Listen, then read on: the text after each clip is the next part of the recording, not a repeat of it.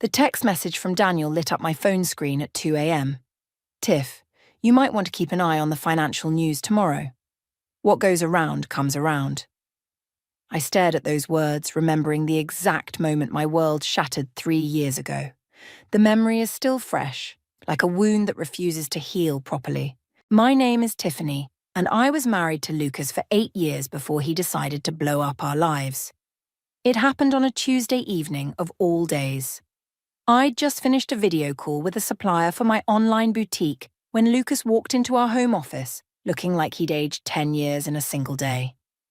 "We need to talk," he said, loosening his tie. Those 4 words made my stomach drop. I followed him to our living room, where the setting sun cast long shadows across our wedding photos. "What's wrong?" He paced, running his hands through his hair. "I don't know how to say this."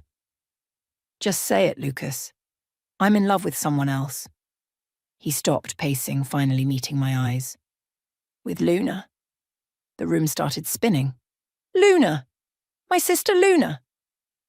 "It just happened, Tiff. We didn't mean for it to—" I cut him off with a laugh that sounded more like a sob. "My little sister? Are you fucking kidding me? We've been seeing each other for 6 months," he continued, as if that somehow made it better. "She understands me in a way." "Don't." I held up my hand. "Don't you dare try to justify this." My phone buzzed. A text from Luna. "I'm so sorry, can we talk?" "She's texting me right now, isn't she?" Lucas asked, stepping closer. I backed away. "Stay away from me. Both of you just stay away." "Tiff, please, we need to handle this like adults." "Like adults?" I grabbed the nearest thing, a crystal vase he'd given me for our anniversary, and hurled it at the wall. It shattered spectacularly. "Is that adult enough for you?" He flinched. "You're being hysterical." "Hysterical?" I laughed again, this time with real venom. "My husband and sister have been fucking behind my back for 6 months, and I'm being hysterical." My phone started ringing. Hannah, my best friend. I ignored it. "We didn't want to hurt you," Lucas said softly. "It just happened." "Things don't just happen, Lucas. You make choices. Both of you made choices." He sat heavily on our leather couch. "I'll move out tonight. Stay with Daniel for a while." "Your brother knows?" Lucas nodded slowly. "He doesn't approve." "At least someone in this mess has a moral compass." I walked to our liquor cabinet and poured myself a generous glass of whiskey. "How long were you planning to wait before telling me?" "Luna wanted to tell you weeks ago." I was afraid." I took a long sip. "Afraid of what? Losing your comfortable life? Your reputation? Afraid of hurting you? Well, congratulations on failing spectacularly at that." My phone buzzed again. This time it was my mother. "Luna's crying her eyes out. What did you say to her?" I showed Lucas the message. "Looks like my sister's already playing victim." "Don't be like that. She's really torn up about this." "Get out." My voice was eerily calm now. "Get your things and get out." He stood up slowly. "Tiff. And tell Luna she can keep the Cartier bracelet I gave her for her birthday. Consider it a parting gift for destroying my marriage." Lucas packed a bag in silence while I sat in the kitchen drinking whiskey and ignoring the constant stream of messages on my phone. When he finally walked to the door, he paused. "I really am sorry," he said. "I never meant for any of this to happen. You know what the worst part is?" I looked him straight in the eye. "I actually believe you, but that makes it even worse because you're not even brave enough to own your decisions." After he left, I called Hannah. "I'm coming over," she said before I could speak, "and I'm bringing wine." "Bring the expensive stuff," I replied. "Apparently I'm about to be single again." "I know. Daniel called me." She paused. "He's furious with Lucas." "Good to know someone is." I finished my whiskey. "Did you know?" "God, no, I would have told you immediately," she sighed. "Want me to key Luna's car while I'm at it?" Despite everything, I smiled. "No, but ask me again tomorrow." After hanging up, I walked to our bedroom, my bedroom now, and started pulling Lucas's clothes from the closet. Each item joined a growing pile on the floor, and with each addition, I felt a little stronger. My phone buzzed one final time. Another message from Daniel. "I've got your back, Tiff. Always have, always will. I looked at the growing pile of Lucas's belongings and made a decision. Tomorrow I'd donate everything to Goodwill. Tonight I'd let myself break. But after that, I'd make damn sure that losing me was the biggest mistake of Lucas's life. 6 months after Lucas left, I was sitting in my newly rented office space surrounded by boxes of inventory when Hannah burst through the door waving a magazine. "Have you seen this?" she demanded, slapping the glossy publication on my desk. There they were, splashed across the society pages, Lucas and Luna at some charity gala, her hand possessively on his arm, both of them beaming at the camera. The headline read, "Securities firm heir and fashion entrepreneur make stunning couple at annual children's hospital benefit." Fashion entrepreneur? I scoffed. She has a Pinterest board and calls herself an influencer. Hannah perched on my desk. "You okay?" "Honestly?" I gestured at the boxes around us. "I'm too busy to care. The online orders have tripled since last month." "That's because your designs are amazing." Hannah picked up one of our signature blazers. "Speaking of which, Willie called me. He wants to meet with you." I stopped typing. Willie Wolf was practically fashion royalty in our city. "What? Why?" "Because your stuff is good, dummy. Really good." She tossed the magazine in the trash. "He's hosting a dinner tonight. I already told him you'd come. Hannah, get dressed. We're going shopping." She pulled me from my chair. "And no arguing. You need this." 4 hours later, I was sitting across from Willie in one of the city's most exclusive restaurants, trying not to fidget with my wine glass. "So," Willie said, studying me over his reading glasses, "tell me about your vision." I took a deep breath. I believe in accessible luxury, clothes that make women feel powerful without bankrupting them. "And how's that working out?" "We're growing faster than I can handle," I admitted. "I need more space, more staff, more everything." Willie nodded slowly. "I saw your ex-sister-in-law wearing one of your designs last month. Didn't credit you, of course." "Of course not." I sipped my wine. "She probably forgot where she bought it." "Stole it, you mean?" His eyes twinkled. "Daniel told me what happened." I stiffened. "You know Daniel?" "I know everyone worth knowing in this city, dear." He leaned forward. "Including people who could help you scale your business properly." My heart started racing. "I'm listening." "I'm hosting a fashion show next month. I want your collection in it." I nearly choked on my wine. "What?" "Your designs are fresh, practical, and beautifully made.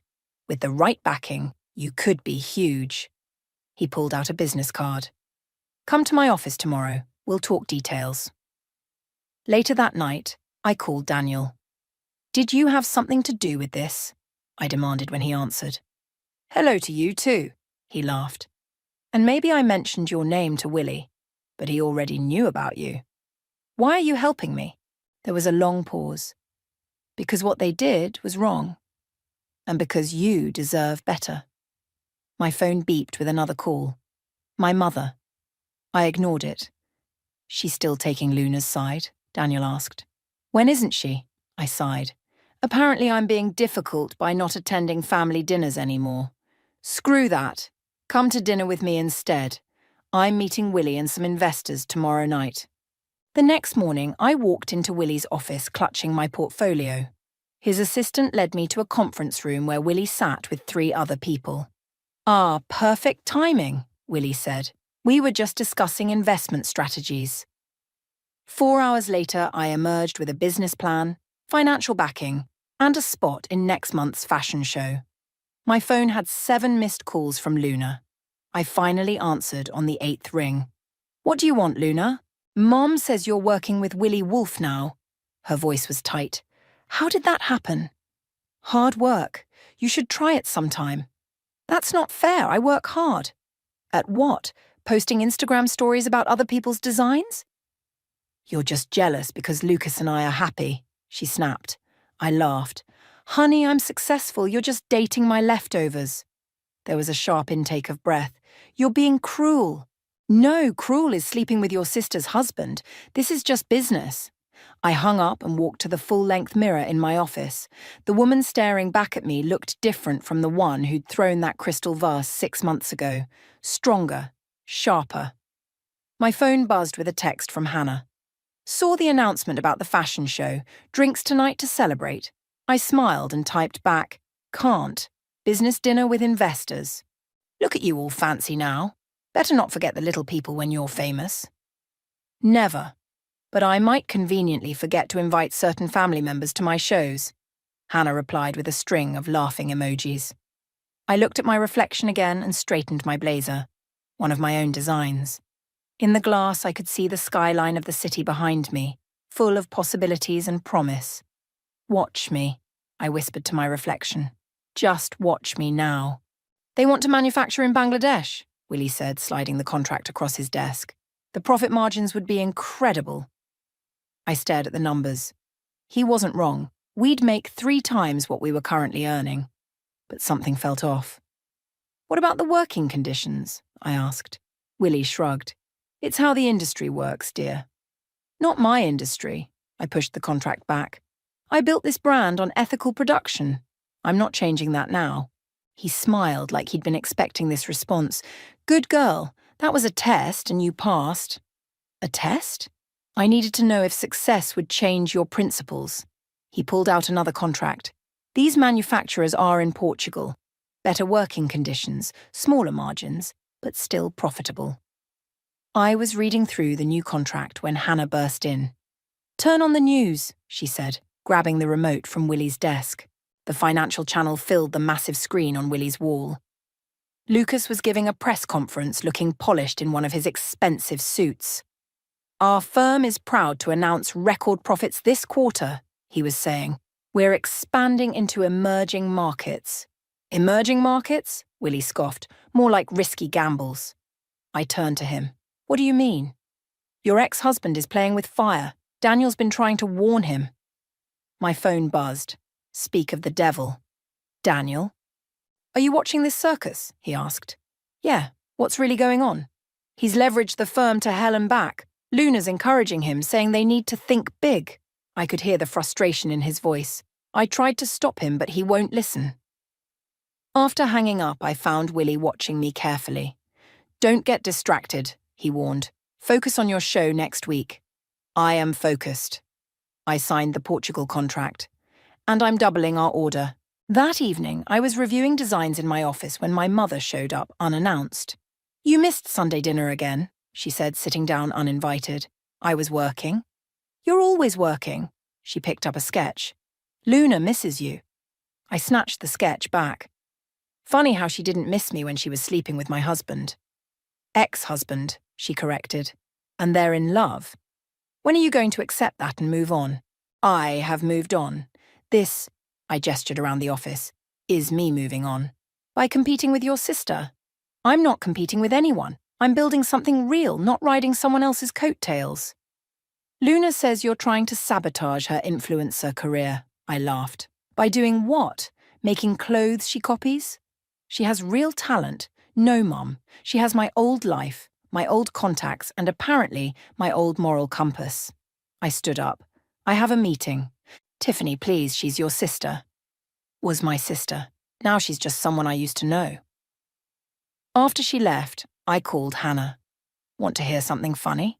I asked when she answered. Always. Apparently I'm sabotaging Luna's career by checks notes being successful. That's rich coming from Miss, I'll just post other people's designs and call myself creative. Mum thinks I should play nice. Your mum thinks the sun shines out of Luna's ass. Hannah paused. Speaking of Luna, have you seen her latest post? I pulled up Instagram. Luna had posted a photo of herself in one of my designs, a dress from the new collection that hadn't even launched yet. How did she get that sample? I demanded. Check the caption, Hannah said grimly. Under the photo, Luna had written, "Sneak peek of my upcoming collection. So excited to share my designs with you all." My hands were shaking as I dialed Willie. Someone leaked my designs, I said when he answered. I know. I'm already on it. His voice was steel. The sample's been traced. One of the new seamstresses was paid to steal it. Luna? Through a third party, but yes. Want me to handle it? I thought about my mother's plea for family harmony, about Luna's smug Instagram caption, about principles and karma and justice. Yes, I said. Handle it. An hour later, Luna's Instagram post was gone, replaced by a formal apology and retraction. The seamstress was fired, and I had learned a valuable lesson about trust. Willie called again that evening. "The show's been moved up," he said. "We're doing it in 3 days." "What? Why?" "Because strike while the iron's hot, dear. Your sister's little stunt just gave us free publicity. Let's use it." I looked at the wall of my office where I'd pinned my favourite design, a power suit that had started this whole journey. 3 days, I repeated. "Let's do it." "That's my girl." He paused. "Oh, and Tiffany, I've seated Luna and Lucas in the front row." "Why?" "Because success is the best revenge, and I want them to have an excellent view of yours." "The SEC is asking questions," Daniel said, sliding into the booth across from me at our usual coffee spot. "Lucas is in trouble." I stirred my latte absently. "How bad?" "Bad enough that he's drinking at noon." Daniel glanced around before lowering his voice. "He's been falsifying reports, Tiff, making the firm look more stable than it is." "And Luna?" "She's been pushing him to take bigger risks. They bought a new house last month, $7 million. I nearly choked on my coffee. $7 million. Money they don't have. He ran a hand through his hair. "I tried warning him again yesterday. He threw me out of his office." My phone buzzed with a notification. Luna had posted another Instagram story, this time criticizing unethical business practices in the fashion industry. A thinly veiled attack on my company. "She's getting desperate," Hannah said, joining us with her own coffee. "The fashion blogs are starting to question her credibility after the design theft scandal." Daniel leaned forward. "Speaking of scandals, you might want to watch your back. Lucas has been asking about your suppliers." "Let him ask." I showed them my phone displaying an email from Vogue. "They're featuring my collection next month." Hannah squealed and hugged me. "Finally, the big leagues!" "Willie's influence?" Daniel asked. "My designs, Willie's connections," I corrected. "There's a difference." My phone rang. My mother again. I declined the call. "Still not talking to her?" Hannah asked. "She sent me a 3-page text about how I'm destroying Luna's dreams." I rolled my eyes. "Apparently, my success is making Luna depressed." "Your success is making Luna face reality," Daniel muttered. Just then, a breaking news alert flashed across the cafe's TV screen. Lucas's firm was facing an investigation over financial irregularities. Daniel's phone immediately started ringing. "That's Lucas. I should take this." He stepped outside, leaving Hannah and me watching the news coverage. "You okay?" Hannah asked softly. "Honestly, I feel nothing." I watched Lucas's face on the screen, remembering when I used to know every expression, every gesture. "It's like watching a stranger's life implode." Hannah squeezed my hand. "That's progress." Daniel returned, looking grim. "He's panicking. Wants me to transfer some of my assets to help cover their positions." "Tell me you said no," I said. "Of course I said no. I'm not going down with that ship." He checked his watch. "I have to get back to the office. Just be careful, Tiff. They're both getting desperate." After he left, Hannah turned to me. "What do you think they'll do?" "Something stupid." I pulled out my laptop, which is why I'm calling my lawyer. That afternoon, I was in a meeting with Willie when my assistant rushed in. "Luna's outside," she said. "She's demanding to see you." Willie raised an eyebrow. "Want me to have security remove her?" "No." I stood up. "I'll handle this." Luna was pacing my reception area, looking expensively disheveled. "Finally! Do you know how long I've been waiting?" "Do you know how many appointments I have?" I countered. "What do you want?" "This vendetta needs to stop," she snapped. "Your success is built on destroying my reputation." "My success is built on talent and hard work. Your reputation was destroyed when you stole my designs. I made one mistake. You made several, starting with Lucas." She flinched. "That's different. We're in love." "Are you? Or are you in love with his money?" I stepped closer. "Money that's apparently disappearing fast." Her face paled. "You don't know anything." "I know the SEC is investigating. I know you bought a house you can't afford. And I know you're here because you're scared." "I'm here because you're my sister," she said, her voice breaking. Doesn't that mean anything? It meant everything. Until you proved it meant nothing to you. She grabbed my arm. Please, Tiffany, we need help. I carefully removed her hand. No, what you need is a reality check. And it looks like you're about to get one.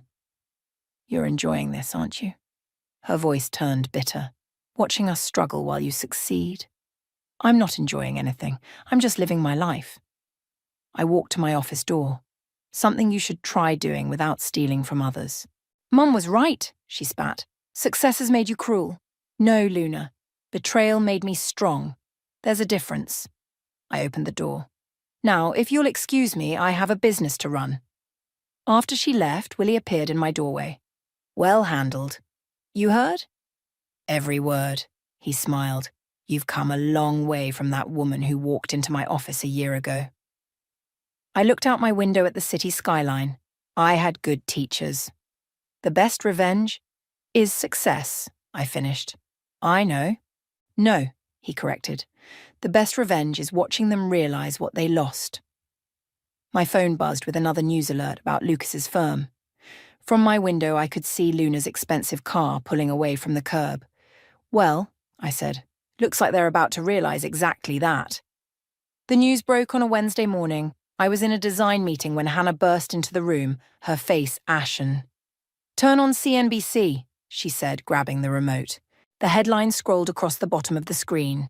Palmer Securities under federal investigation. CEO Lucas Palmer steps down amid fraud allegations. My phone immediately exploded with notifications. Daniel's message came first. It's worse than we thought. They're freezing all assets. Willie appeared in my doorway. Your office. Now. I followed him, leaving my stunned design team behind. Inside my office, he turned on multiple news channels simultaneously. Their house has been seized, Willie said, pointing to one screen showing footage of police cars outside Lucas and Luna's mansion. The feds moved fast. My mother called, then called again, and again. You should answer, Willie advised, before she shows up here. I picked up on the fourth call. Hello, Mom? Have you seen the news? She was crying. They're saying terrible things about Lucas. Luna's devastated.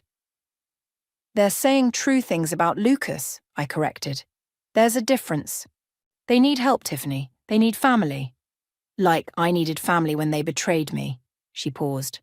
That was different. No, Mom, it wasn't. I watched another news channel showing Lucas being escorted from his office. They made their choices. They're freezing Luna's accounts too. She has nothing. She has you, I said coldly. That's always been enough before. After hanging up, I found Hannah watching me carefully. You okay? She asked. I should be celebrating, I admitted. But I just feel empty. My phone buzzed again, an unknown number. I answered cautiously. Tiffany. It was Lucas. He sounded broken. Please don't hang up. What do you want? I messed up. Everything's gone. The house, the cars, our accounts. That tends to happen when you commit fraud. He made a sound between a laugh and a sob. I deserve that. But Luna doesn't. Please, she needs... Don't. My voice was ice. Don't you dare try to use my sister to manipulate me. She's sleeping in her car, Tiffany. All her cards are frozen. That's not my problem. You're really going to let your sister be homeless? My sister? I laughed bitterly. My sister died the day she decided to sleep with my husband. After hanging up, I found Willie still watching the news coverage. They'll come after your company next, he warned. Try to smear you in the press. Right on cue, my assistant rushed in. Luna's giving an interview on Channel 4. She's saying things. We turned up the volume. Luna, looking perfectly disheveled in designer clothes, was crying prettily for the cameras. My sister's company used predatory practices, she was saying. She deliberately tried to destroy my career out of jealousy. She couldn't stand seeing Lucas and me happy. Willie muted the TV. Want me to handle this? No. I picked up my phone. I'll do it myself. I dialed my PR team and put them on speaker. Release the documentation. All of it. The design theft evidence, my PR director asked. The cease and desist letters. Everything, including the security footage of her paying our seamstress to steal samples. Hannah gasped. You had footage? I always keep receipts. I turned to Willie. Can you call in that favor from the fashion blog network? He smiled wickedly. Already done. They're running the expose in an hour. By evening, Luna's interview had backfired spectacularly. The fashion blogs were running detailed timelines of her design theft attempts. Social media was flooded with side-by-side comparisons of my designs and her original pieces. Daniel called as I was leaving the office. Lucas is trying to claim ignorance of the fraud, he said, blaming his CFO. Will it work? No. I gave the feds everything I had. Emails, meeting recordings, all of it. I stopped walking. You recorded him? Started the day he left you. I knew this would end badly. He paused. I just didn't know how badly. My phone buzzed with another text from my mother. Luna's here. She's hysterical. Please call me. I showed the message to Hannah, who had stayed late to support me. Don't you dare, she warned. I wasn't going to. I put my phone away. They made their bed. Speaking of beds, Hannah said carefully, she really is sleeping in her car. No, she isn't. She's at Mom's being consoled and coddled like always. As if to prove my point, another text from Mom arrived. She's sleeping in your old room, please, sweetheart. She needs her big sister. I deleted the message without responding. You know what the funny thing is? I said to Hannah as we left the office. A year ago, this would have destroyed me. Now? I looked at the city lights, at my company's name on the building, at everything I'd built from the ashes of their betrayal. Now it just feels like karma finally showed up to collect.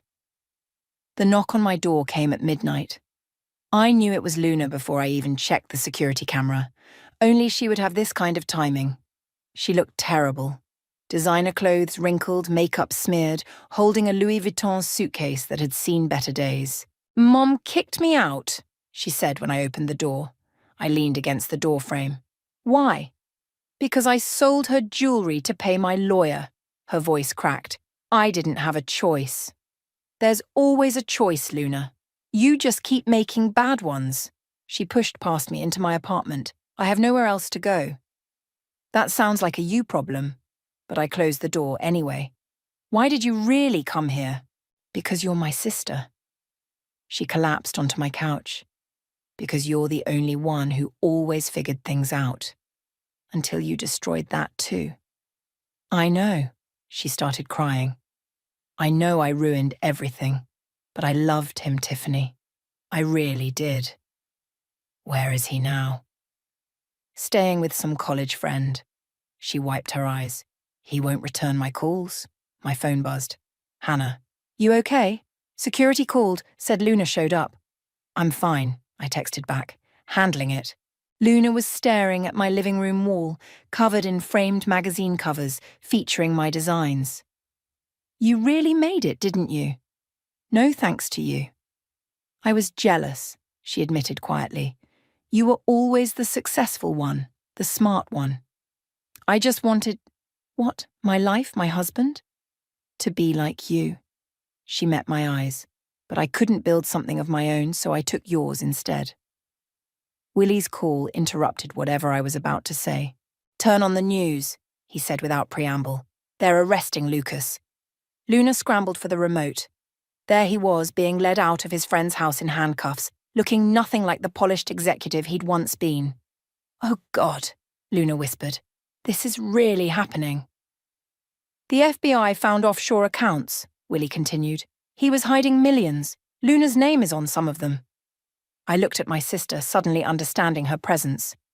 You knew. She shrank back. Tiffany, you knew about the accounts, and you came here because you think I'll protect you. Please, she begged. I didn't understand what he was doing. He just told me to sign things. Like you didn't understand what you were doing when you slept with my husband. My phone rang again. Daniel this time. The feds want to talk to Luna, he said when I answered.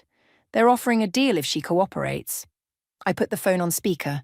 Tell her, Daniel, she's here. Luna listened as Daniel explained the deal. Immunity in exchange for testimony against Lucas. He'll hate me, she whispered. He already does, Daniel said bluntly. He's been telling everyone you were the mastermind. She crumpled, finally breaking completely. I never meant... I just wanted to be important, I finished. To be special, to have what I had. She nodded miserably. Call your lawyer, I said, surprising myself. Take the deal. You're helping me? She looked up, mascara streaking her cheeks. Why? Because unlike you, I actually understand what family means. I walked to my desk and wrote down a number. This is my lawyer's contact. He'll help coordinate with the feds. I don't deserve this. No, you don't. I handed her the paper. But maybe hitting rock bottom will finally teach you something about consequences. Willie called again. The press knows Luna's involved. They'll be at your building by morning. Already? I watched Luna making calls in my guest room. Your doorman tipped them off. Want me to handle it? I thought about my sister, about karma, about choices and consequences. No, I decided. Let them come. After hanging up, I found Luna standing in my doorway. The lawyers want to meet tomorrow, she said. I don't have anywhere to stay. The guest room is made up. I pointed down the hall. But Luna? Yes? This is temporary, and it comes with conditions. Anything. You'll tell the complete truth. About everything, the fraud, the design theft, all of it. She nodded slowly. And when this is over, you'll get a real job. No more influencer games, no more riding coattails. I don't know how to do anything else, she admitted. Then you'll learn, like I did, the hard way. My phone buzzed one final time. My mother. Is Luna with you? Please take care of her. I showed Luna the message. Funny how she never sent messages like this about me. I'm sorry, Luna whispered, for everything. I know. I headed to my room. But sorry doesn't fix things, Luna. Actions do. Will you ever forgive me? I paused at my door. Ask me again when you've earned it. The conference room felt too small for all the tension it contained. Lucas sat at one end of the table, his lawyer beside him. Luna sat at the other, looking anywhere but at him. I was there because both their lawyers thought I might help negotiate a settlement. This is a waste of time, Lucas snapped. She betrayed me. That's rich coming from you, Luna shot back. You told the FBI I masterminded everything. You pushed me to take those risks. And you pushed me to steal Tiffany's designs. Luna's voice cracked. We both did terrible things. I cleared my throat. If you're done with the blame game, can we focus on why we're here? Lucas's lawyer stepped in. My client is willing to take full responsibility for the financial fraud, provided Ms. Luna cooperates in returning certain assets. What assets? I asked. The offshore accounts, Luna's lawyer explained. Lucas claims they were set up without his knowledge. Lucas laughed bitterly. You knew exactly what you were doing. All those shopping sprees, the house, the cars. Where did you think the money came from? You told me the firm was doing well. Luna's mascara was starting to run. You said we deserved it. Enough. I stood up. You both knew what you were doing. You both chose to do it anyway. Now, deal with the consequences. My phone buzzed, a text from Willie. The press is outside. Handle this fast. Lucas noticed my phone. Already alerting the media. The media's been here, I said coldly. They're very interested in how the mighty have fallen. Luna started crying. I'll sign whatever you want. Just make this stop. It's too late for that, her lawyer said gently. But cooperation will help your case. Lucas stood suddenly. This is all your fault, Tiffany. If you hadn't been so successful, so perfect, Luna wouldn't have... Careful, I cut him off. Your prison sentence depends on what happens in this room. He deflated, sinking back into his chair. I lost everything. No, I corrected. You threw everything away. There's a difference. The lawyers exchanged documents while Luna continued crying and Lucas stared at the wall. My phone buzzed again. Hannah this time. How's it going? She texted. Like watching a car crash in slow motion, I replied. Want me to bring wine later? Bring the whole liquor store. Luna's voice pulled me back to the room. I'll tell them everything. she was saying. About the accounts, the fraud, all of it. Lucas's face hardened. Then I'll tell them about the design theft, the corporate espionage. Go ahead, I interrupted. I've already provided the FBI with all that evidence. They both stared at me. What evidence? Luna whispered. Everything. Security footage, bank transfers, all the documentation of your little schemes. I smiled without warmth. I learned to keep receipts. Lucas turned to his lawyer. Can we have the room? The lawyers looked at me. I nodded, and they filed out. Why are you really here, Tiffany? Lucas asked once we were alone. Because despite everything, I wanted to see if either of you had changed. I looked between them.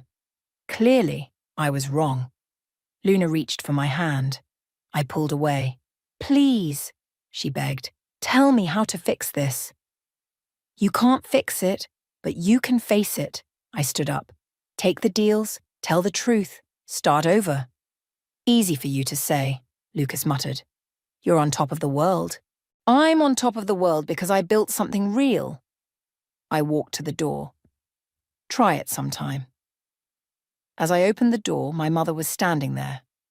I heard about the meeting, she said. I came to support Luna. Of course you did. I stepped aside. She's all yours. Tiffany, wait. My mother grabbed my arm. Can't we just be a family again? I looked at Luna, still crying. At Lucas, defeated and angry. At my mother, desperately trying to fix what couldn't be fixed. We stopped being a family the day these two decided their happiness was worth more than mine. I gently removed her hand. Now we're just people who share DNA. You're being cruel, my mother said. No, I'm being honest. You should try it sometime. I walked out, leaving them with their lawyers and their consequences. In the lobby, Willie was waiting. Well, he asked, they're taking the deals. I pushed through the revolving doors into a sea of cameras and reporters. Any comment on your sister's involvement in the fraud? Someone shouted. How do you feel about your ex-husband's arrest? I stopped at the top of the steps, cameras flashing. The truth always comes out, I said clearly, and karma always collects. As the reporters erupted with more questions, I felt my phone buzz one final time. A message from Daniel. You did the right thing. Dinner tonight. I smiled, finally feeling lighter. Yes, I typed back. I think I've earned a celebration. The morning newspaper landed on my desk with a thud. Hannah pointed to the headline. Fashion Empire CEO Tiffany acquires rival brand in historic deal. Not bad for someone who started in a spare bedroom, she grinned. Have you seen the other headlines? Willie walked in, tablet in hand. Former Securities CEO Lucas sentenced to 15 years. They're calling it the fraud of the decade. I pushed both articles aside. Any word from Luna? She started her community service yesterday, Daniel said, joining us. Working at a women's shelter of all places. The irony wasn't lost on any of us. Your mother called my office again, Willie mentioned. She wants to discuss a family reconciliation. Still trying to fix what can't be fixed, I muttered. My assistant knocked and entered. Sorry to interrupt, but there's someone here to see you. Says she won't leave without talking to you. I expected my mother. Instead, Luna walked in wearing plain clothes and no makeup, a far cry from her influencer days. Can we talk? She asked quietly. Please. Hannah squeezed my shoulder as everyone filed out, leaving us alone. You look different, I said. The shelter doesn't allow designer clothes. She managed a small smile. Actually, they don't allow much of what I used to think was important. Why are you here? To give you this. She placed an envelope on my desk. It's everything I have left. The money from selling my clothes, jewelry, everything. It's not much, but... I opened the envelope. What's this for? Restitution. For the designs I stole. The damage I caused. She met my eyes. I know it doesn't fix anything, but it's a start. Keep it, I said, sliding the envelope back. Use it to build something real this time. I don't deserve your kindness. This isn't kindness, it's investment in your redemption. I leaned forward. Prove me right. My phone buzzed. A news alert about Lucas's sentencing. Luna saw it too. I visited him yesterday, she said. He still blames everyone but himself. And you? I blame myself. Every day. She twisted her hands together. The shelter director says that's actually progress. A knock at the door interrupted us. Willie again. Sorry, but the board is waiting for the acquisition meeting. Luna stood to leave. I should go anyway. My shift starts soon. Luna? I called as she reached the door. How's Mom taking all this? She's struggling. Still wants everything to go back to how it was. Luna paused. I told her it never can, that maybe it shouldn't. After she left, Willie studied me carefully. You okay? Actually, yes. I picked up the acquisition papers. Let's go make history. The boardroom was packed with executives and lawyers when we arrived. As I took my seat at the head of the table, Hannah slipped me a note. Karma's not just a bitch, she's the CEO. I smiled, then addressed the room. Let's talk about the future. Later that evening, I found Daniel waiting in my office. Heard about Luna's visit, he said. You're a better person than most. Not better, just clearer about what matters. I gathered my things. Dinner? Actually, I had something else in mind. He handed me an envelope. Open it. Inside was a deed to a small storefront, the same one I'd dreamed of owning when I first started my business. It came on the market yesterday, he explained. I thought maybe it could be your first flagship store. Daniel, you built an empire from nothing, Tiff, but everyone needs a reminder of where they started. My phone buzzed one last time. A message from Luna. The shelter needs business clothes for women returning to work. Any chance your company could help? I showed Daniel the message. What are you thinking? He asked. I'm thinking about karma, second chances, and the difference between revenge and justice. I typed back, send me the details. Let's build something good out of all this. Daniel smiled. Willie was right about you. About what? Success really is the best revenge. No, I corrected, looking around at everything I'd built, everything I'd become. Success isn't revenge at all. It's liberation. We walked out together, past the wall of magazine covers, past the awards and accolades, past all the symbols of what I'd achieved. But it was the small framed photo on my desk that caught my eye, the one of me in my spare bedroom, surrounded by fabric samples and dreams. Ready? Daniel asked. I picked up my bag, leaving the newspapers and their headlines behind. Ready. Because in the end, it wasn't about revenge or karma or even justice. It was about building something stronger than betrayal, something more powerful than hurt. It was about becoming someone who didn't need revenge anymore. And that, I realized, was the greatest victory of all.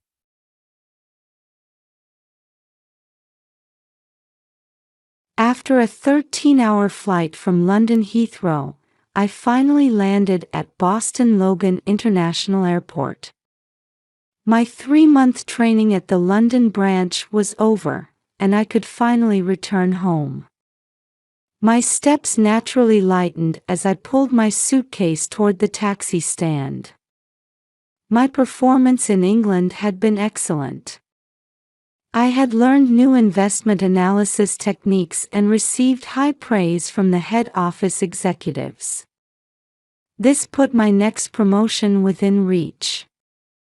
Charles Square, Cambridge, please, I told the driver as my mind drifted back to 10 years ago.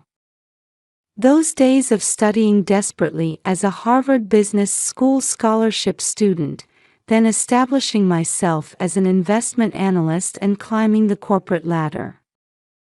While my peers were buying luxury cars, I put all my income into savings, working weekends. Then, 2 years ago, I finally got my luxury condominium. That top-floor 2-bedroom apartment overlooking the Charles River was proof of my success. The real estate agent had hesitated, thinking I was too young, but my finances were perfect. The $500,000 down payment was all my own money. The mortgage-to-income ratio was comfortably low. Property values in this area will continue to rise, the agent had said, confirming my investment judgment. As the taxi drove along the river, I checked my phone's call history. Contact from my parents remained sparse as ever, just brief calls last Christmas and on my birthday. Since dropping out of state university, my sister Rachel has been drifting between temporary jobs. Last month, she suddenly started contacting me more frequently. As usual, she was asking for financial help, but I refused all requests. Her $300,000 in debt came from gambling and collecting designer goods. Even though our parents had used up their retirement savings for her.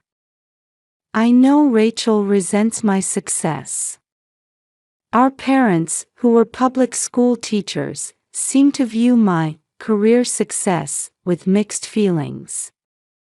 While they live modestly to send money to my sister, Rachel still gets excited about new Gucci and Louis Vuitton items. Every time I refuse to help, I feel accusatory looks from our parents. Getting off the taxi in front of the Charles Hotel, I walked down the familiar street. The usual line stretched in front of Whole Foods. Harvard Square was bustling with summer tourists. The air was heavy with humidity, with heat rising from the asphalt. Then I saw the elegant appearance of my building, the residences at Charles Square. A historic brick exterior equipped with the latest security system. The steadily rising property value proved my investment acumen.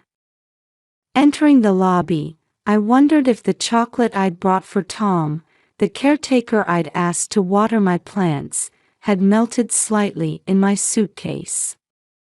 Tom was a trustworthy person who watered my houseplants weekly. Tomorrow I'd return to my regular work schedule. I needed to review materials for new projects. There should be cases where I could apply my experience from England. When I got in the elevator, I had no idea that this daily life was about to crumble dramatically. The persistent contact from my sister before my departure. Our parents suddenly talking about going to a summer resort in Cape Cod. The oddness of them staying at a luxury resort when they usually lived so modestly. And the mail forwarding request. It was all planned. But at that time, I couldn't understand what these strange signs meant. While pressing the button for my floor, I was organizing tomorrow's schedule in my head. Morning briefing for the new project. Afternoon presentation about my London achievements. And in the evening, I could finally enjoy wine in my own room again. Just before the elevator doors opened, I made eye contact with a middle-aged woman. Mrs. Green from next door. Her expression was strangely stiff, unlike her usual gentle smile. "Oh, Ms. Wilson. Welcome back." "Thank you. I was away in London for quite a while." "Is that so?" Mrs. Green paused as if choosing her words. "I saw people moving last week, so I thought." Moving? What could she mean? Stepping into the hallway, the usual silence was missing. I could hear children laughing. This floor should only have elderly residents or single-career women like myself. As I walked forward, the voices definitely came from the direction of my apartment. I took out my key and inserted it into the lock. But the key wouldn't go in. That's strange. This key is new. I checked again. This was definitely my apartment key. The key I'd used for 2 years, carefully checked before departure. I set down my suitcase and took out my phone. I called Tom, the caretaker, but there was no answer. Then I heard a woman's voice from inside the apartment. "Jake, have you finished your homework?"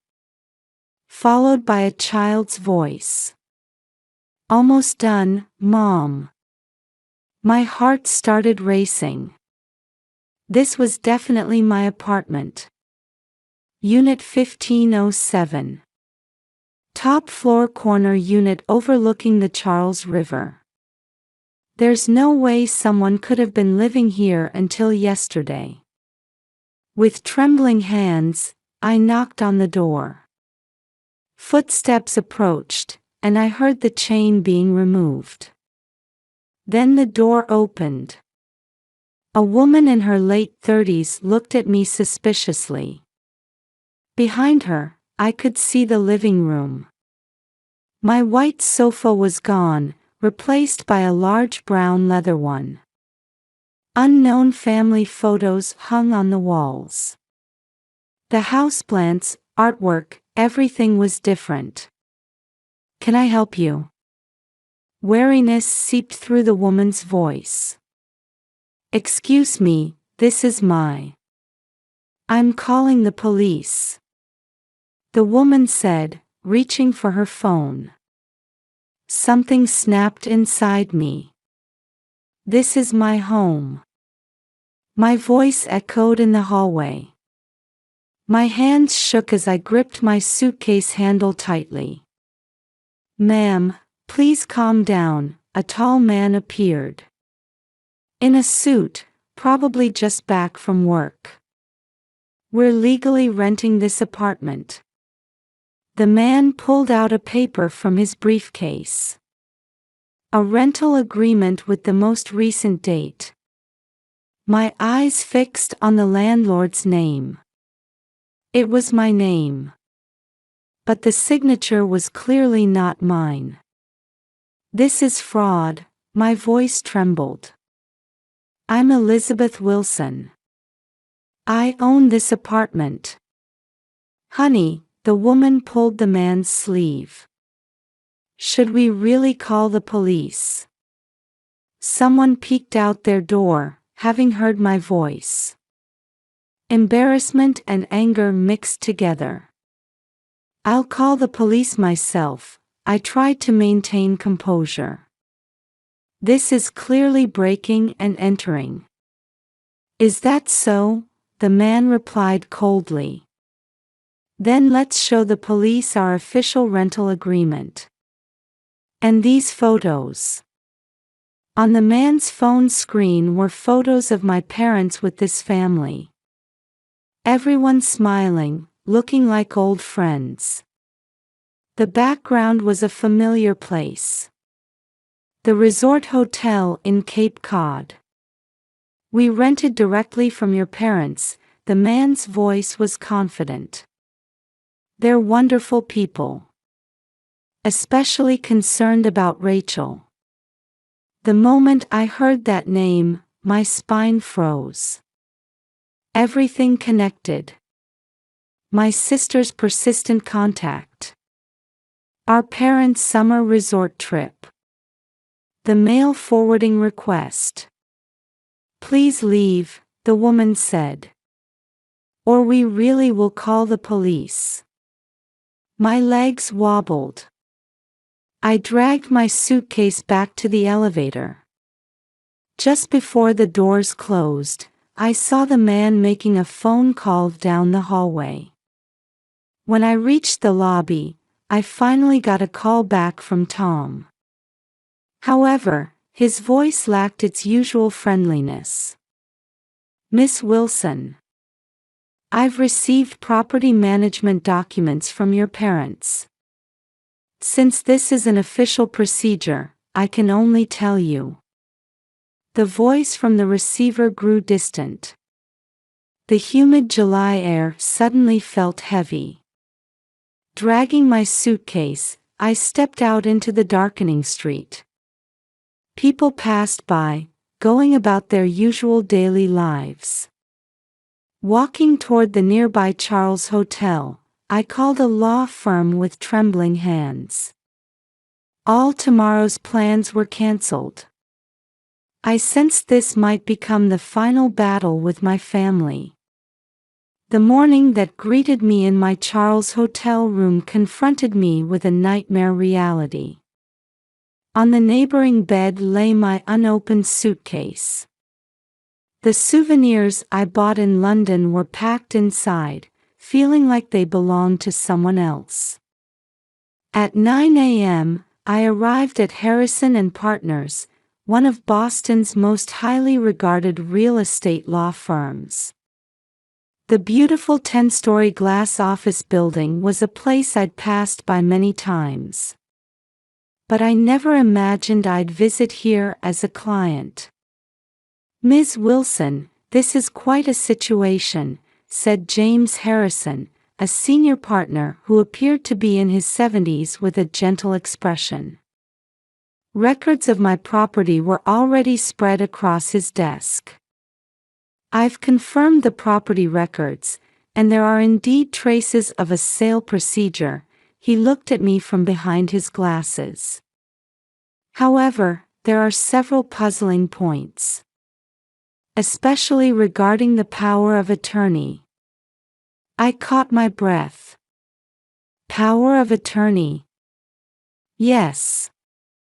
Your parents appear to have authority to conduct real estate transactions as your proxy. There is a signature, but..."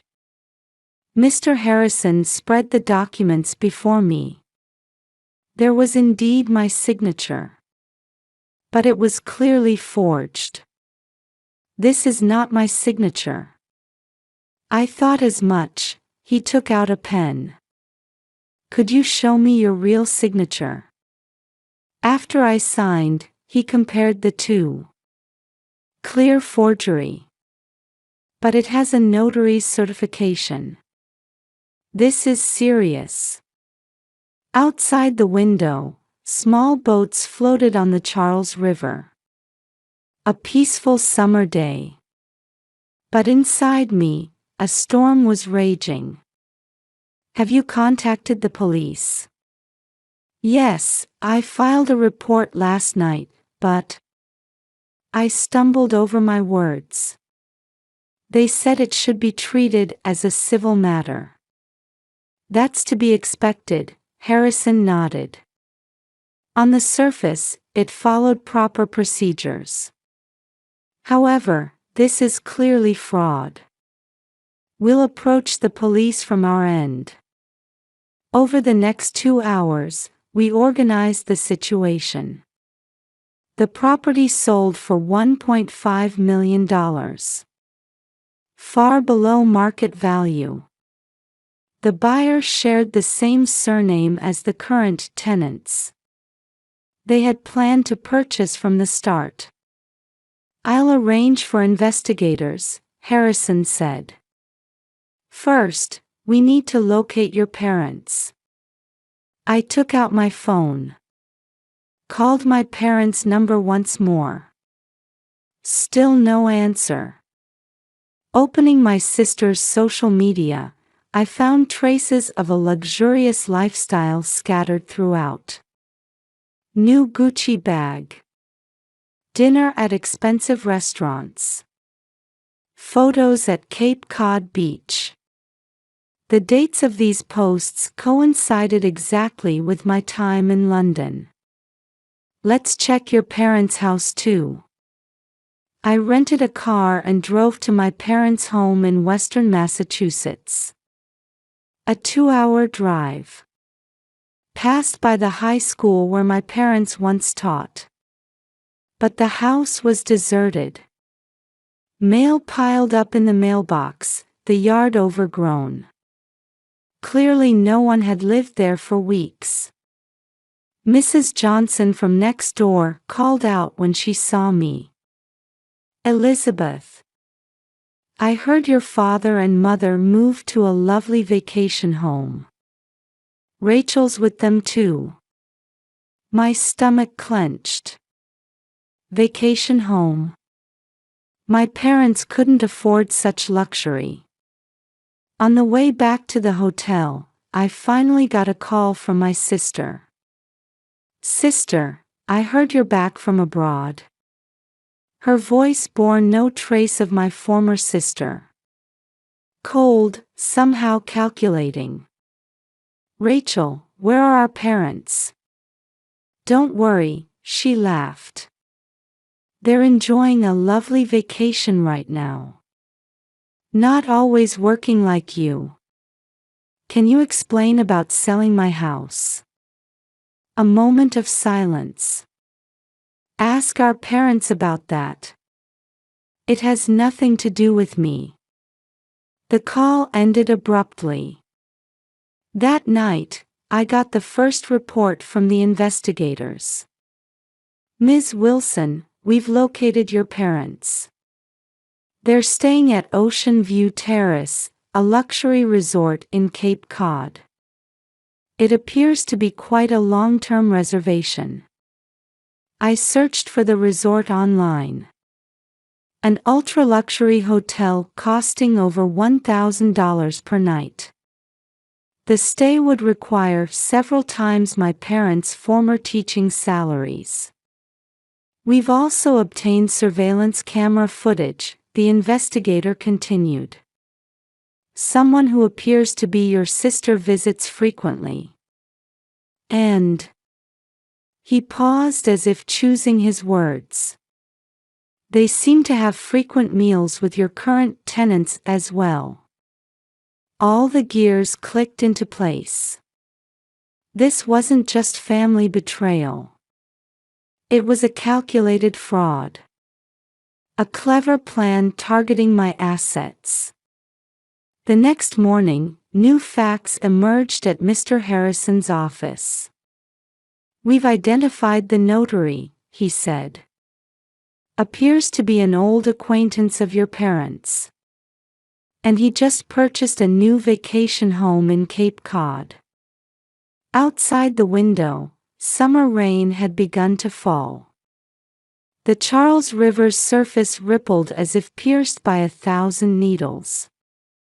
I steeled my resolve. "Please prepare the complaint. You'll be suing your family," Harrison said carefully. "They're no longer my family." My voice was surprisingly calm. "Property built up through over a decade of effort. And more than that, shattered trust.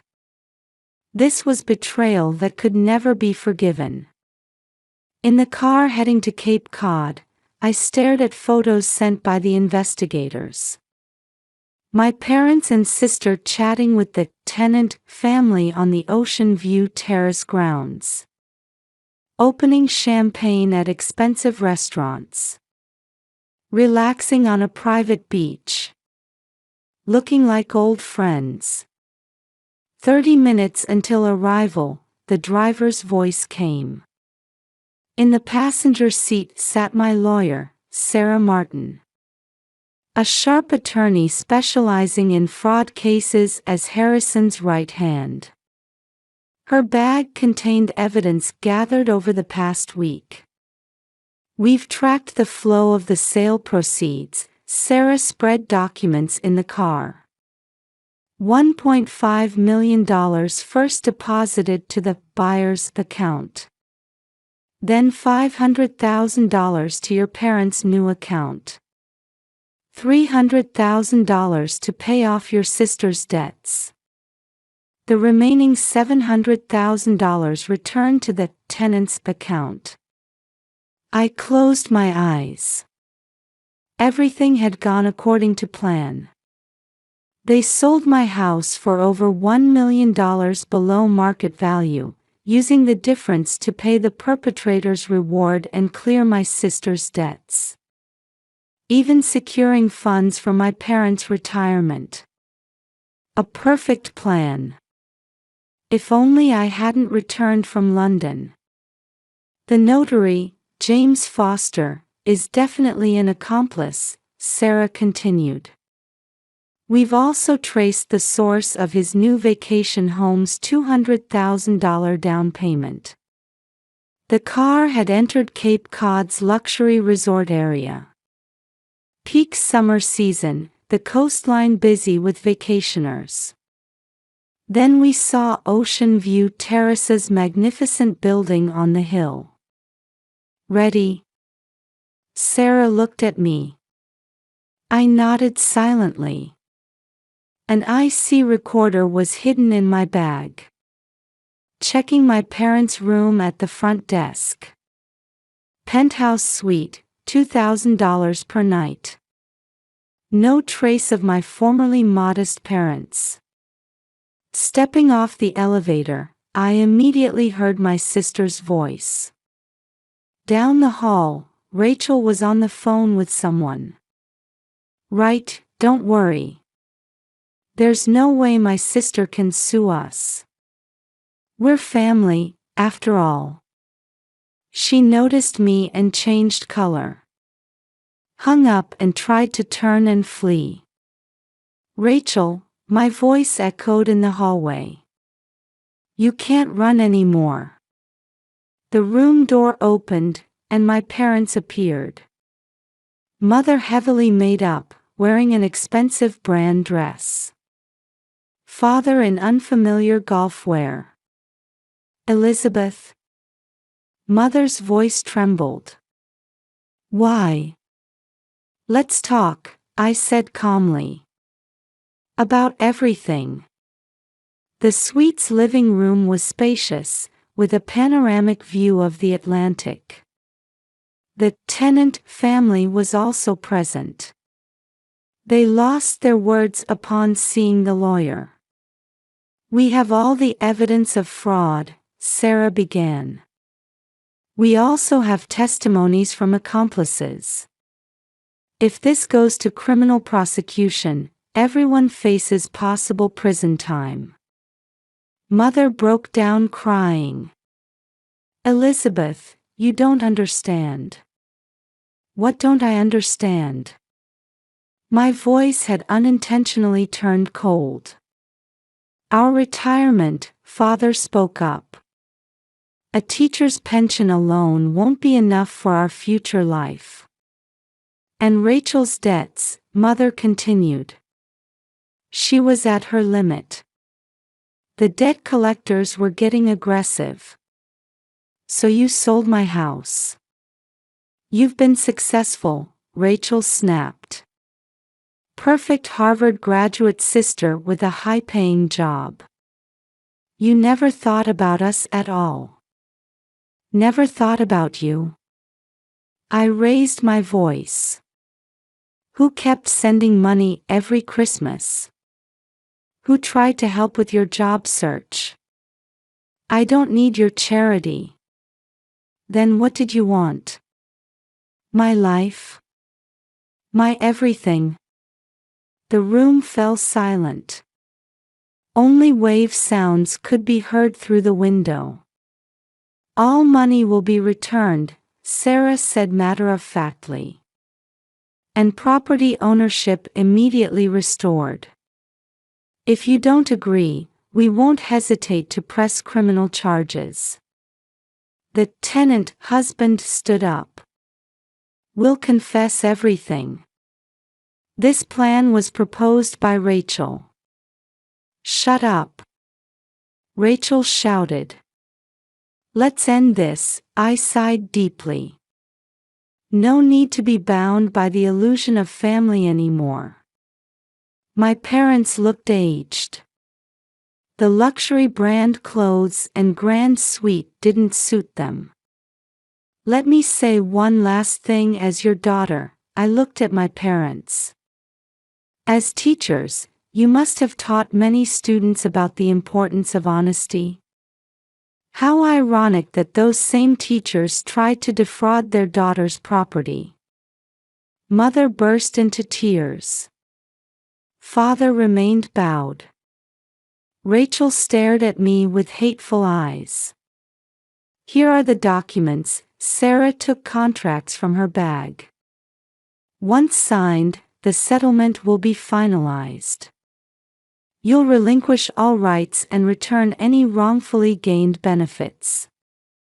Outside the window, the sun was setting into the ocean. After signing, my parents and Rachel wouldn't look at me anymore. The tenant family agreed to move out within a week. As I was leaving the room, Mother called out one last time. "Elizabeth, please forgive." I didn't look back.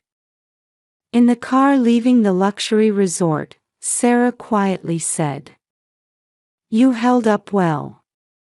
"Yes," I answered wearily. "But it's over now.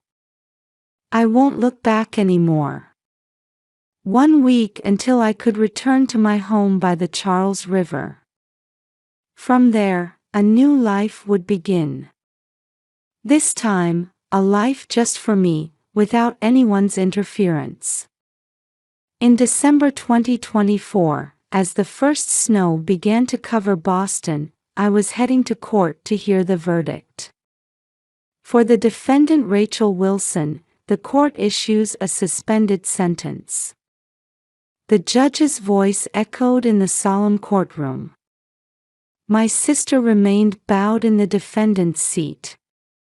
Her former arrogant attitude gone, dressed in a cheap suit, she looked like a different person. For defendants James Wilson and Margaret Wilson, the court orders joint payment of $1 million in damages. My parents' shoulders sank even deeper. They had already moved from the luxury Cape Cod resort to a cheap suburban apartment. Father's pension would go toward paying the damages. I heard Mother had started a part-time job. Based on accomplice testimony, Rachel Wilson is determined to be the mastermind of the fraud. The parents' participation is judged to have stemmed from excessive sympathy for their daughter. Sarah gently squeezed my hand. Everything had gone according to plan. We deliberately sought probation to avoid prison time for my sister, who had rejected the settlement.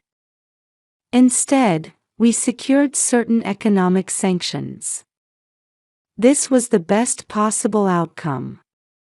As I was leaving the courtroom, my sister called out one last time. "Sister," her voice trembled like the girl she once was. "I've started a night cleaning job. I'll pay back what I can, little by little." When I turned around, I saw genuine regret in her eyes for the first time. But it was too late. Her Instagram account was already deleted, traces of her luxurious lifestyle erased. Our parents' home had changed dramatically too. They had started selling old furniture piece by piece, beginning a modest life.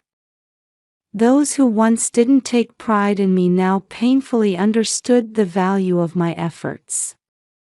"Elizabeth," Mother repeatedly apologized over the phone. "We never understood your feelings. How desperately you worked every day to build the life that we. But I wouldn't meet them. I returned occasional letters marked unopened. By the time the new year arrived, I was back in my home by the Charles River. Repairing the damage left by the tenant family, choosing new furniture, recreating my own space. It was also a symbol of life's fresh start. At work, my achievements in England were recognized, leading to another promotion. New challenges awaited as senior analyst for Asian markets. I threw myself into work, as if making up for time lost dealing with my parents and sister. "You've been taking quite an aggressive approach lately," my boss praised. Indeed, I could now take risks I would have avoided before. Perhaps losing my family had left me with fewer things to fear. When spring came and boats returned to the Charles River, I made a new discovery. By cutting ties with my parents and sister, I had actually become more strongly connected to my own life. Tom the caretaker had grown quite attached to me. "Miss Wilson, I'm truly sorry about what happened then," he said, never missing a week of plant care. "But I admired your strength. Many people would have given up when facing family." Mrs. Green next door had become friendlier too. "After hearing about your experience, I reconsidered my relationship with my daughters," she said quietly. "Being family doesn't mean you have to forgive everything. Sometimes boundaries are necessary." From my apartment window, I could see the Charles River flowing as always. Once, this view represented the crystallization of 10 years of effort. But now it meant something more. It had become a precious view that reminded me of the strength to stand by my convictions and choose justice. Sometimes, messages arrived from my sister.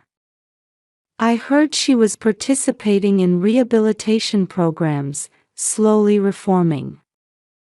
Our parents apparently were trying to find new values in their modest life. But I won't look back anymore. This isn't regret, but determination. In exchange for losing my family, I regained myself.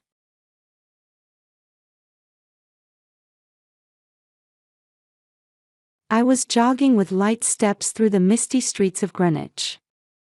The gentle spring sunlight softly illuminated the new buds on the maple trees. It had been 6 years since I started living in this upscale neighborhood. Now, this morning jog had become an important part of my daily routine. As I ran through Bruce Park, weaving between the trees, I savored the happiness of my current life. As a luxury real estate agent earning $150,000 a year, having met an ideal second husband, and living with my brilliant daughter, my life was enviable by anyone's standards. Having overcome the painful past of losing my husband in a car accident and raising my daughter alone, these days felt like heaven. When I returned home, the aroma of coffee was already wafting from the kitchen. "Good morning, Mom." April greeted me with a beaming smile, preparing breakfast in her cheerleading uniform. Her thoughtfulness, remarkable for a 16-year-old, had saved me countless times. This morning time was our precious mother-daughter bonding moment. "Good morning. Morning practice today?" "Yes, we're practicing a new routine." "I see. Don't push yourself too hard." "I know. You too, Mom, don't work too hard." While exchanging casual conversation with my daughter, I hurried to take a shower and prepare for work. I had an important meeting with a high-profile client today. My reputation as a real estate agent handling Greenwich's luxury properties was growing year by year. On the living room wall hung a family photo taken during last year's Thanksgiving: April, myself, and my husband Michael. All three of us wearing natural smiles. My remarriage to Michael had been a turning point in my life. As a senior manager at an investment bank earning $500,000 a year, he provided us with a stable life. What was particularly impressive was Michael's passionate commitment to charitable activities. At a recent charity event, he had called for and achieved $1 million donation to a children's hospital.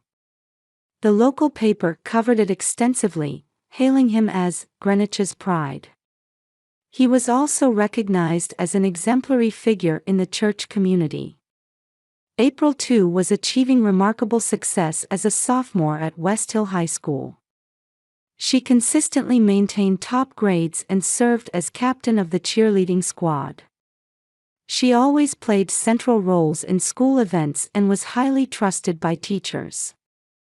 During weekend brunches with my mom friends, our family was always a topic of conversation. Caroline, your family is truly ideal. April is a model student, and Michael is the perfect father. You're like a family straight out of a magazine. Such envious glances had become commonplace. The first crack in this seemingly perfect daily life appeared after spring break. April's behavior began to change gradually.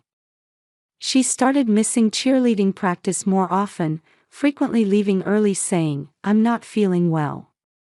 My daughter, who had always worn short-sleeved uniforms, suddenly began favoring long-sleeved clothes. Though concerned about these changes, I was handling major real estate deals and didn't investigate further. Looking back now, I should have been more attentive to my daughter. Family conversations also diminished imperceptibly.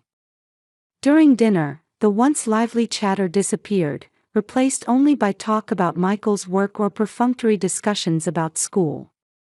April began retreating to her room early, saying, "I have homework," and started going out more on weekends, saying she was studying with friends.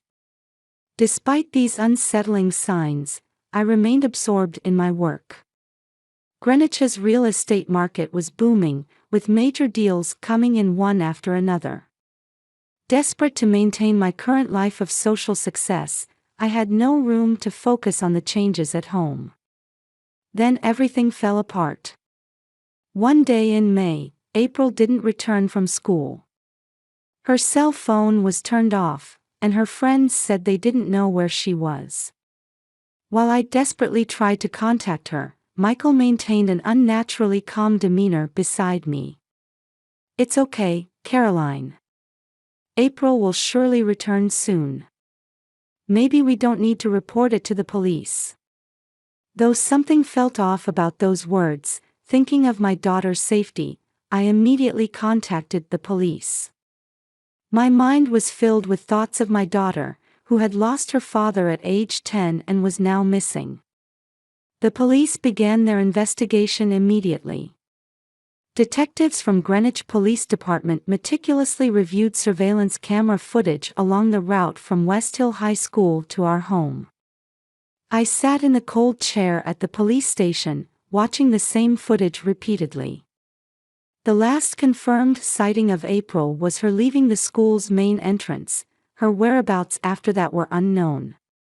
There are blind spots in the surveillance cameras. It's possible a car picked up your daughter in this section. She doesn't appear on the convenience store cameras near the school either, the detective lieutenant explained. We're canvassing the area, but so far there have been no decisive witness accounts. The detective's words tightened my chest. Michael sat quietly beside me, listening to the detective's report. Though I felt something was off about his overly calm attitude, I couldn't understand its significance. While my husband typically didn't show his emotions, this level of calmness in this situation seemed abnormal. There's no need to worry. Most missing persons cases at this age resolve themselves within a few days. They're often staying at a friend's house. When Michael placed his hand on my shoulder saying this, I felt an inexplicable chill run down my spine. Though these should have been comforting words from my mild-mannered husband, I sensed an oddly dismissive coldness. Even the warmth of his hand felt different from before. Parallel to the police investigation, I began calling for information on social media. With trembling fingers, I typed messages on my smartphone screen. I posted April's latest photo, a smiling picture taken after cheerleading practice, along with detailed descriptions of her height, weight, and the clothes she was wearing when she disappeared. I requested shares in Greenwich community groups and posted in neighboring area groups. The post spread rapidly, recording over 1,000 shares within hours. Many messages of concern and encouragement arrived. Though encouraged by the kind words from strangers, no decisive information emerged. As night fell, anxiety only grew. While I continuously refreshed my smartphone screen, Michael calmly watched the news beside me.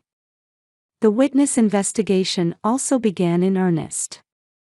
Police interviewed school friends, cheerleading teammates, and neighbors one after another.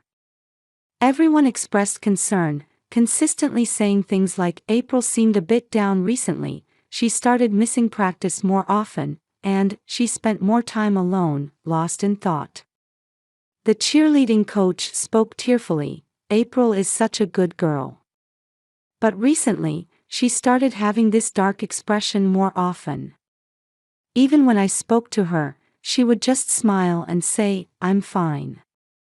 Each time I heard such words, feelings of guilt welled up for not noticing as a mother.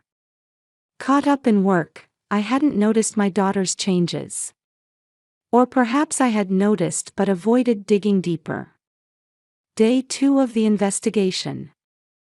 No progress reports from police, and social media information requests yielded no results. Michael went to work as usual, saying, taking time off won't change anything. We can only leave it to the police. His attitude was far too abnormal for a father whose daughter was missing.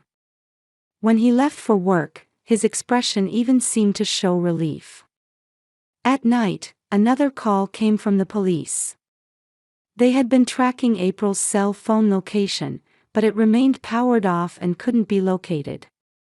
No additional surveillance camera footage was found, and there were no reliable witness accounts. The investigation had hit a wall. Then came the third night. Around 2 a.m., my cell phone rang. The blue-white light of the display pierced my eyes as I lay in bed, unable to sleep. The screen showed, unknown number. I could hear my heart pounding. Hello? A moment of silence.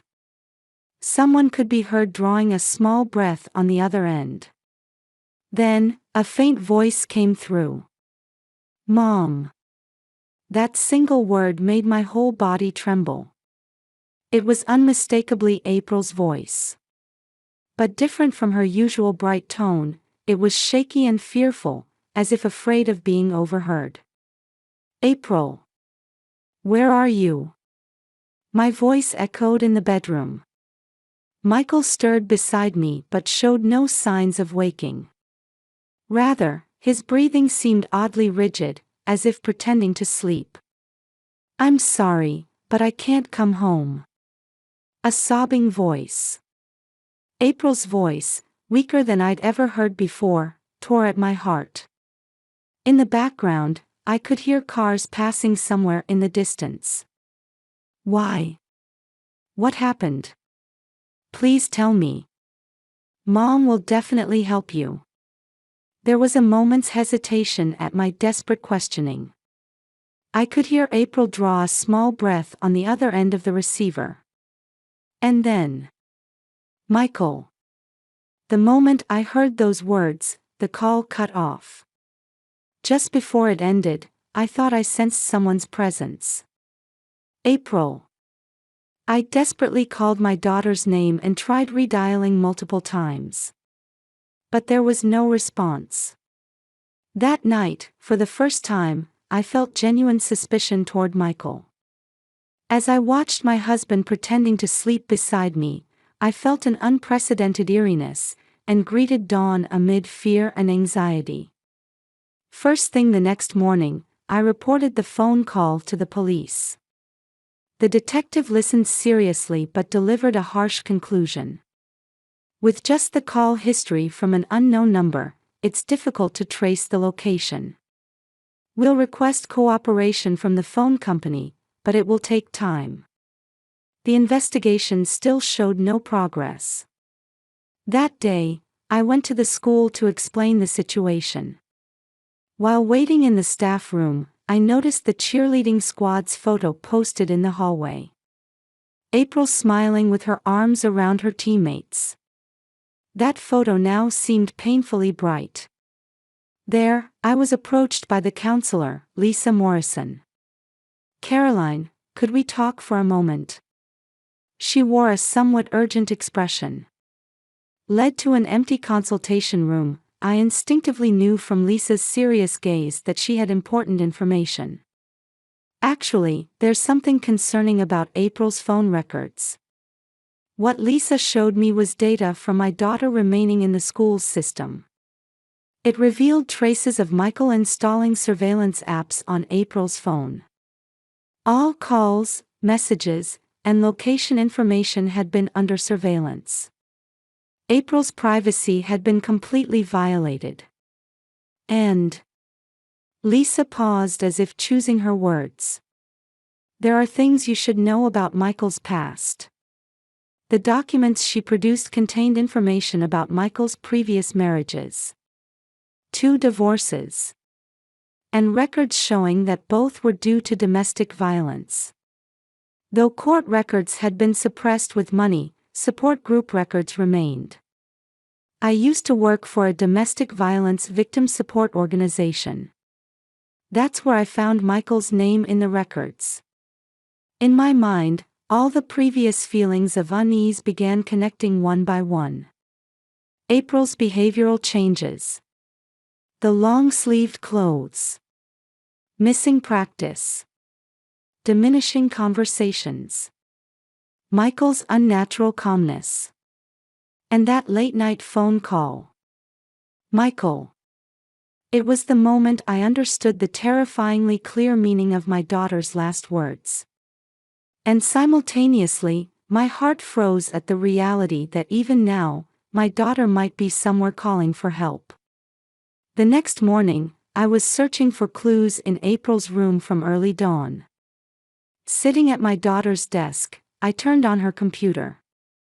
The desktop screen appeared unremarkable at first glance. However, using the special method Lisa had taught me to open hidden folders, I found April's secret diary. The encrypted file used the name of her favorite fairy tale character from childhood as its password. As the screen opened, my daughter's record of suffering appeared one after another. Each word stabbed at my heart like a knife. The daily records detailed my daughter's pain and fear in vivid detail. Her outings were restricted, and she was forced to return home immediately after school. The agony of being constantly demanded perfection, perfect grades, perfect behavior, everything. Her thoughts about me, who hadn't noticed, were frequently written. My heart aches every time I see Mom smile. Just when she finally found happiness, if I tell her this, it will destroy everything again. But I can't take it anymore. Help me. Mom. Tears blurred the screen. At that moment, Lisa contacted me. She wanted to share new information at the support center. In a room at the support center, Lisa began explaining the detailed circumstances. April first came for consultation 3 months ago. Ostensibly for career counseling. But after several conversations, the real problem became apparent. Lisa took out her tablet and showed me the evidence April had left. Photos of bruises on her arms. Multiple photos with dates. Michael's Jekyll and Hyde transformation captured on hidden cameras. Small cameras placed in hallways and on stairs had captured moments of abuse. Recordings of verbal abuse. Everything had been systematically documented. April was very careful in collecting evidence. She had also gradually prepared an escape location. We had secured a shelter in our support network, ready for her to flee at any time. However, there were reasons why she couldn't easily escape. Lisa explained 3 serious reasons why April couldn't contact me, her mother. First, Michael's perfect surveillance of communications. Her smartphone was under constant monitoring, with all emails and social media being checked. Even school computers were under watchful eyes. The only possible communication was through the counseling room's special line. Next, strong feelings of guilt about destroying your happiness. Mom finally got a happy life. I don't want to ruin it with my problems, April repeatedly said through tears. And finally, the most serious reason was revealed. Threats from Michael. If you tell your mother, I'll make her unhappy too. He apparently implied he would destroy your career using his investment banking connections. Furthermore, Lisa presented shocking investigation results about Michael's past. The thick file contained records of similar patterns in his previous marriages. He has 2 previous divorces. Both were wealthy single-mother households. He first acts as the ideal stepfather, then gradually begins control and abuse. The pattern was exactly the same. The file also contained copies of suppressed court records, large settlement amounts, receipts for hush money, traces of manipulation in the courts. Everything was meticulously documented. He used money to cover up everything. Threatening victims, destroying evidence, falsifying records. Perfect methods. But in support group networks, accurate records remained. At that moment, Lisa's cell phone rang. She nodded seriously at the phone's contents while giving me a meaningful look. We've confirmed April's location. My heart leaped. She's being protected in a safe shelter. We're coordinating with the police. However, the location is strictly confidential. There's a possibility Michael's associates are watching. We immediately headed to the police station for a strategy meeting with the detective in charge. April's diary, the evidence Lisa had gathered, past cases. All the evidence pointed to one conclusion. With this much evidence, an arrest warrant is certain, the detective said firmly. Combined with April's testimony, we can take this to prosecution. Lisa also offered her expert opinion. Through the support group network, we're gathering testimonies from past victims. We can completely prove Michael's methods. Tomorrow, I would finally see my daughter. But before that, there was something I had to do. Return home and gather more evidence without Michael noticing. For the sake of others suffering the same abuse, these facts had to be brought to light. April's courage had given me the strength to take a new step. Reporters from local media gathered in the Greenwich police station's briefing room. The decision to make the case public was made considering the possibility of other victims. As afternoon sunlight streamed through the windows, reporters readied their pens en masse. Today, we have requested an arrest warrant for an investment bank senior manager on charges of abuse and confinement.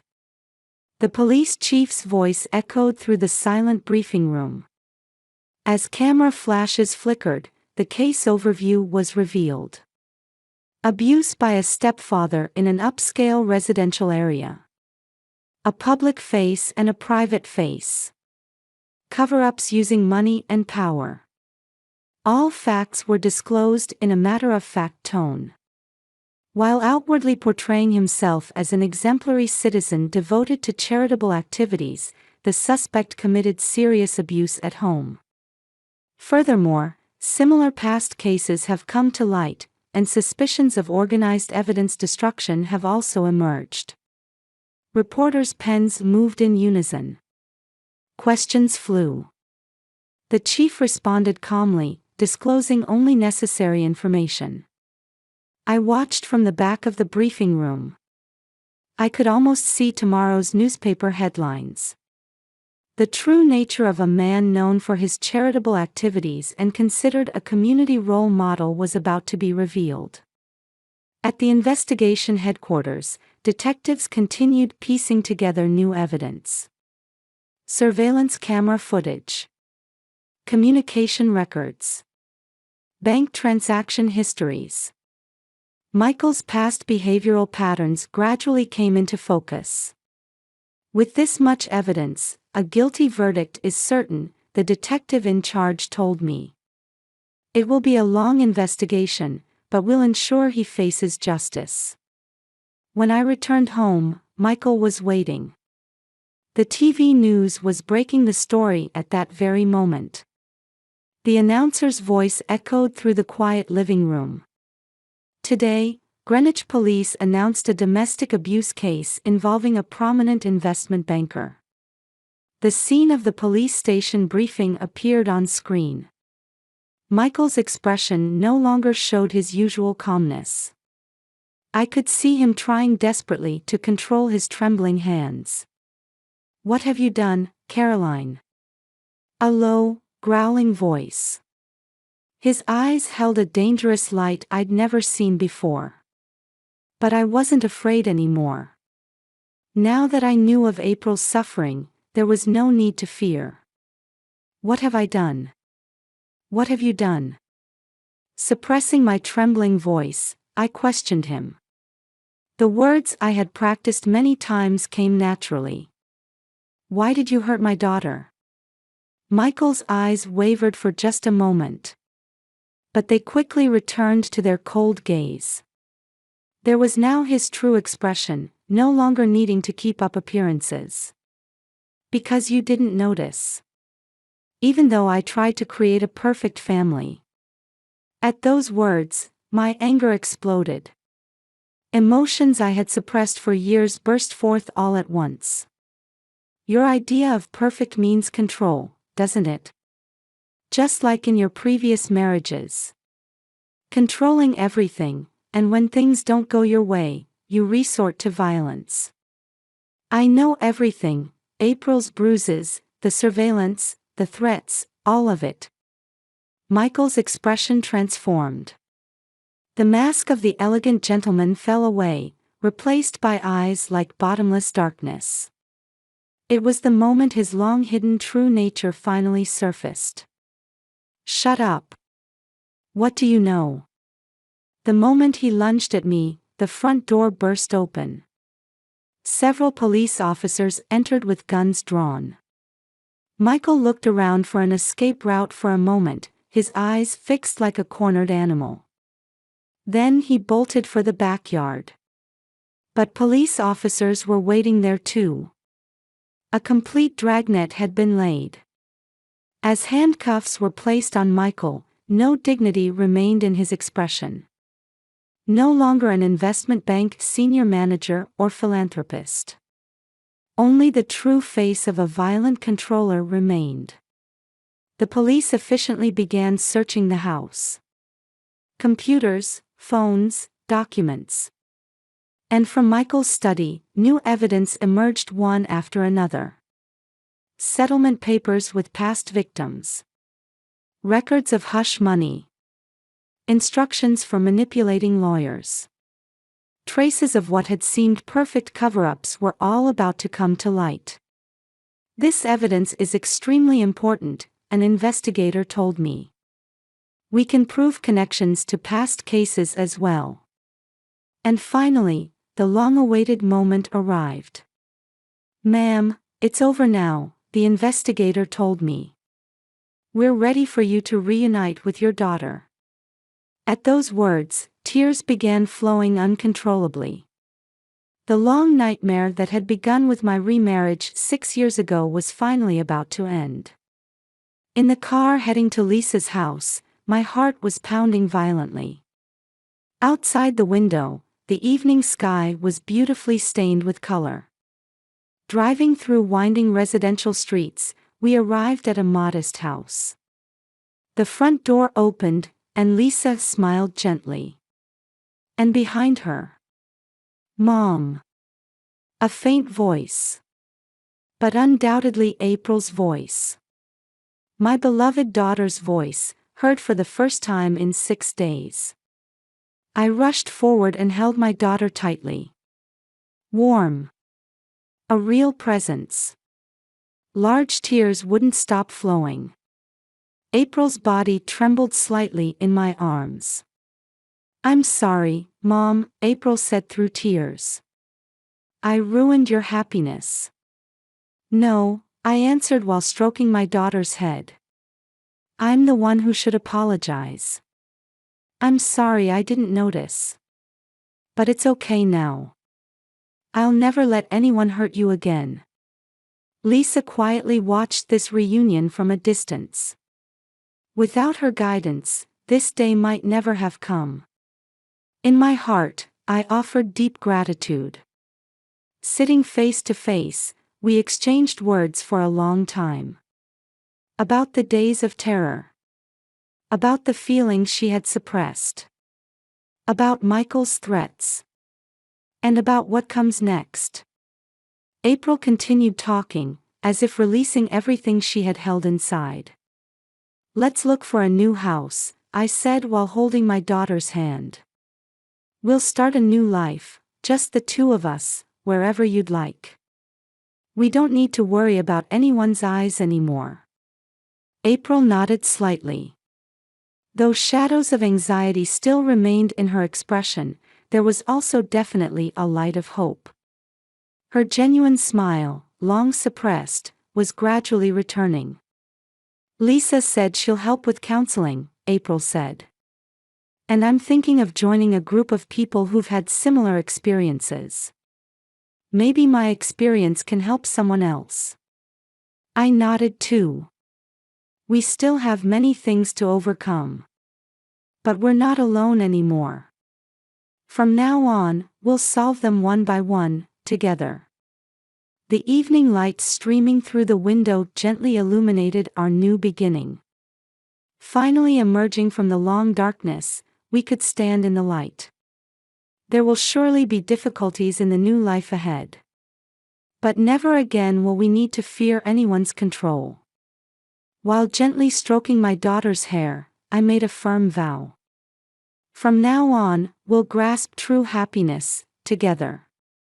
And to become hope for others suffering the same pain, we'll transform our experience into strength. A year has passed since then. Spring sunlight streams through the window of our new home in a quiet residential area a little distance from Greenwich. On the living room wall hung a new photo of April cheerleading. No longer needing long sleeves to hide bruises. Her smile had regained its former brightness. Mom, can you check the materials for today's lecture? At breakfast, April handed me some documents. She had recently begun speaking about her experiences in front of victims her own age. Though healing her wounded heart took time, through repeated counseling sessions, she developed a strong desire to use her experience to support others. Parallel to my real estate work, I established a victim support organization called New Dawn. With Lisa's cooperation, we're setting up systems to secure shelters for domestic violence and abuse victims and provide legal support.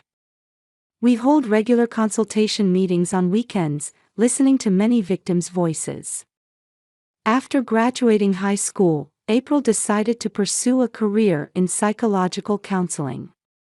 I want to help people who can't speak up, like I was. Her determination is firm. Now she's preparing for university while beginning basic counseling studies. Michael's trial finally concluded last month. In court, past victims also took the witness stand one after another. People whose lives had been destroyed by his hands, who until now couldn't raise their voices, finally broke their silence. The defendant is sentenced to 20 years in prison. When the verdict was pronounced, silence fell over the courtroom. His position as an investment bank senior manager, his reputation as a philanthropist, everything fell to the ground. But simultaneously, it was the establishment of a new justice. We were able to show society that there are truths that money and power cannot conceal. After seeing the news about the verdict, I received messages from many people, April told me. Messages from people with similar experiences were arriving on social media. Words like, "Your courage gave us hope." Support activities are steadily expanding. Networks with other support organizations have been built, allowing us to extend help to more victims. April is particularly focused on supporting teenage victims. Being the same age allows for more empathy, and cases of them opening up are increasing. The girl who came to the last consultation meeting starts at her new school today, April reported happily. Seeing the people we've supported moving forward, even little by little, is now our greatest joy. Family can take many forms. We learned this through first-hand experience. Rather than pursuing superficial perfection, what's important is having relationships where we understand and support each other. Hey, Mom, April snuggled next to me on the sofa at dusk. We've gotten stronger, haven't we? While gently stroking my daughter's hair, I answered, yes. But we became stronger because we realized we weren't alone. Outside the window, spring breeze rustled new leaves. The suffering we endured certainly left deep scars. But those scars are now becoming hope for others. The new story of our mother and daughter has only just begun. We'll keep moving forward, one step at a time. On the living room shelf, newspaper clippings reporting our support activities are carefully preserved. Overcoming abuse, a mother and daughter's story of rebirth. That headline seemed to speak of our new mission.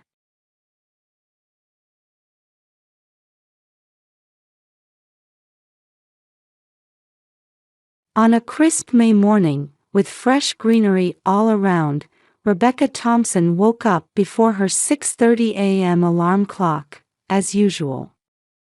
After checking on her husband Michael's peaceful breathing beside her, she quietly slipped out of bed. Working on a holiday again. Rebecca sighed softly as she looked up at the living room clock. Last night too, her husband had stayed late at the precinct.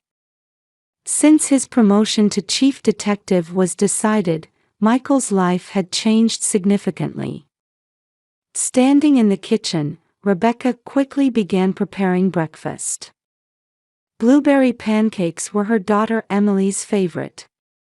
As if drawn by the sweet aroma wafting from the frying pan, she heard footsteps coming down the stairs. "Good morning, Mom." Emily appeared in the kitchen, her ponytail swaying, already dressed in her school uniform. At 14, her daughter had begun to show such a grown-up expression. "Good morning, Emily. Did you sleep well?" "Yes, but my head is a bit." At Emily's words, Rebecca momentarily stopped what she was doing. Her daughter's migraines had been occurring more frequently lately. The doctor said stress was the cause, but no one could provide a clear answer about its source. "If you start feeling unwell, go to the nurse's office right away." "I know. I'll be fine." Emily smiled at her mother's worried expression. However, it seemed like she was hiding something behind that smile. "Good morning." Michael came down the stairs, already changed into his suit and tie. Before sitting down for breakfast, he had developed the habit of checking his mobile phone. "Michael, will you be late again today?" "Yes, there's an important case meeting." "Don't wait up for dinner." The conversation was brief and businesslike.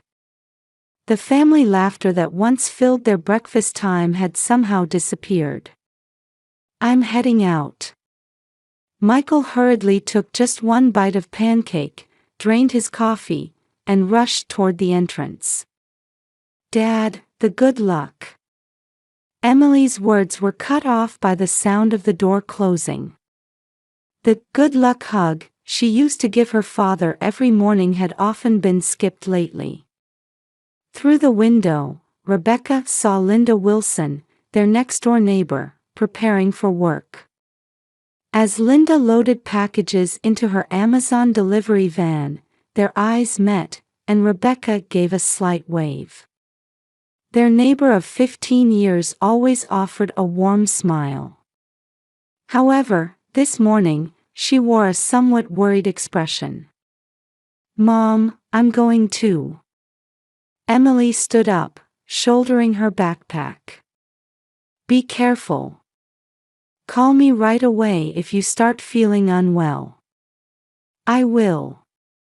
Have a good day at work, Mom." After seeing her off, Rebecca began cleaning up while lost in thought. Was Michael's change simply due to his busy work schedule? She felt that Emily's health issues weren't unrelated to the changes in their home atmosphere. While checking her schedule as a real estate agent, Rebecca suppressed the anxiety growing in her chest.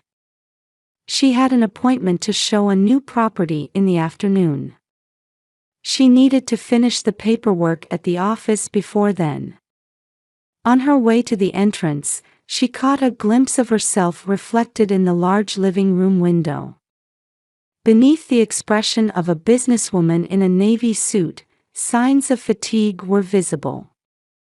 Still, Rebecca straightened her back and stepped forward to face the new day. Rebecca took a sip of coffee while checking the schedule on her desk. Through the office window, she could see the residential neighborhood embraced by fresh greenery. The peaceful May morning was already approaching noon. In this season, Washington's upscale residential area was adorned with colorful flowers. She remembered the excitement and joy when she and Michael moved to this town 15 years ago. As a police officer, her husband had been a proud guardian of the community's safety. The white colonial-style house they chose together. Emily, who had grown up there. Everything was supposed to be a perfect family story. Just then, her smartphone vibrated. "Emily." Rebecca frowned at the message displayed from her daughter. She should be in class. "Mom, I feel sick. My head is splitting. Dad's home but he seems busy. Please come home." Rebecca's hands trembled. The migraine attack she'd been worried about since morning. And despite Michael being home, what worried her more were the quotation marks around the word busy. It seemed as if Emily had some hidden message in her words. "Jane, I'm sorry. Could you please cancel this afternoon's property showing?" While calling out to her colleague, Rebecca was already standing up. She grabbed her bag and picked up her phone. Her fingers trembled with anxiety as she tried to type a reply to Emily. "I'll be right home. Lie down and wait for me." Before leaving her desk, she looked at her daughter's message again. Something wasn't right. Since Michael's promotion was decided, their family life had gradually changed. Working on holidays, late returns home, diminishing conversations. And Emily's increasingly frequent migraines. Perhaps all of these were warning signs. While driving, Rebecca's mind was in chaos. Michael being home was unexpected. He had said last night that he had an important meeting. Recently, he seemed to be avoiding family time, using work at the precinct as an excuse. The car stopped at a red light. Her hands gripped the steering wheel tightly. Something was wrong. Just as she thought this, her phone rang again. "Thank you, Mom, please hurry." Emily's second message. The text conveyed her daughter's pain and anxiety. Usually, having her father at home would be reassuring, but along with her urgency, a mother's sixth sense was sounding an alarm. The sense of something amiss in this situation. Michael being home. Emily's condition. None of it was normal. Passing the Kroger supermarket, she entered the familiar residential area. The wide streets with their well-maintained lawns and blooming spring flowers. That peaceful scenery now felt strangely disconcerting. As she was about to turn the corner to her house, a familiar figure caught her eye. Linda. Her neighbor Linda Wilson was standing in front of the house in her Amazon delivery uniform. She should normally be making deliveries in her assigned area at this time. She rushed toward Rebecca as if she had been waiting for her arrival. Her expression carried a tension Rebecca had never seen before. "Rebecca, wait. Don't go inside right now." Linda spread her arms to stop Rebecca as she tried to get out of the car. A serious, dark shadow clouded her expression. For 15 years, she had watched over the daily lives of residents in this area. Her observant eye as a former nurse remained sharp and caring. "But Emily isn't feeling well. I need to go in. Before that, there's something you need to see." Linda's voice was low and heavy. She pulled out her smartphone with trembling hands. "I took these an hour ago. I noticed while making deliveries." The first photo displayed on the screen showed Rebecca's living room, clearly visible through the large window. And there. A small cry escaped Rebecca's throat. The photo showed Emily lying on the sofa. And behind her, two adults embracing, Michael and a young blonde woman. Jessica. The new administrative officer at the police station. Rebecca knew her name. A woman recently assigned to Michael's department. A woman with flashy makeup and ambitious eyes. Could it be that she? There's more.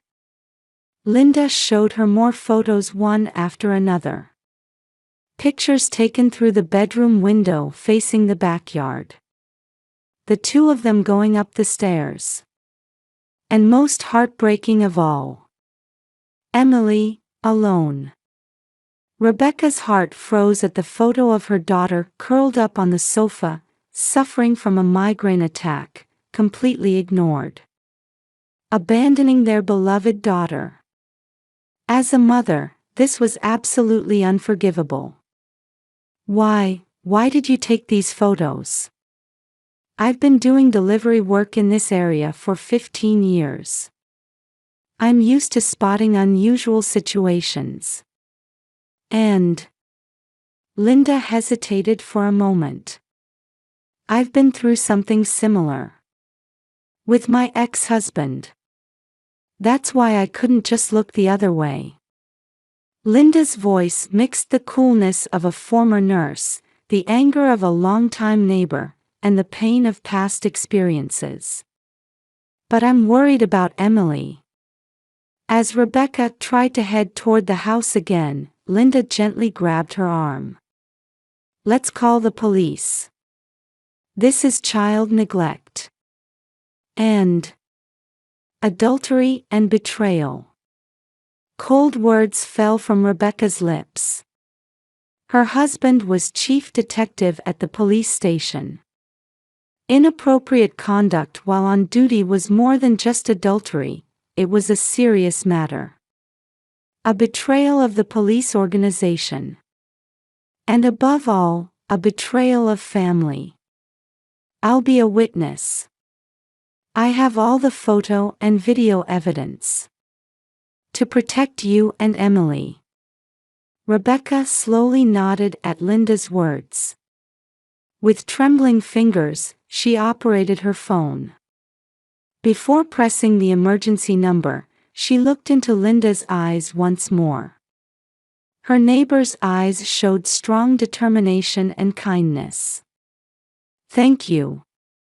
Of course. Protecting families is the community's responsibility. That's why we're here. Her finger no longer hesitated as she pressed the emergency number.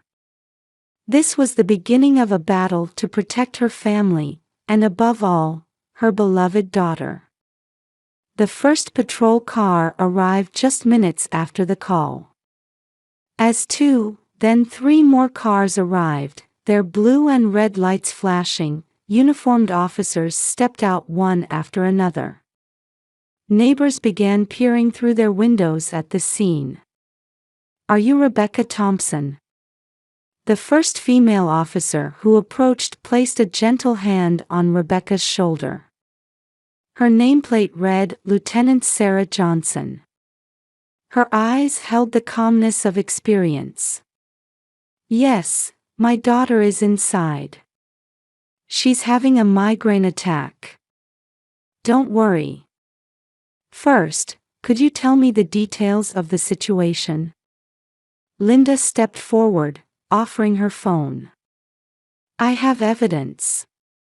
Photos and videos." Lieutenant Johnson quickly grasped the situation and requested backup on her radio. Her voice carried an urgent tension. Just then, the front door burst open, and Michael rushed out. His usually neat suit was disheveled, his tie askew. Behind him, Jessica appeared, her makeup smeared. "What's the meaning of this?" "Calling the police." Michael's voice shook with anger, but his eyes were wide with fear.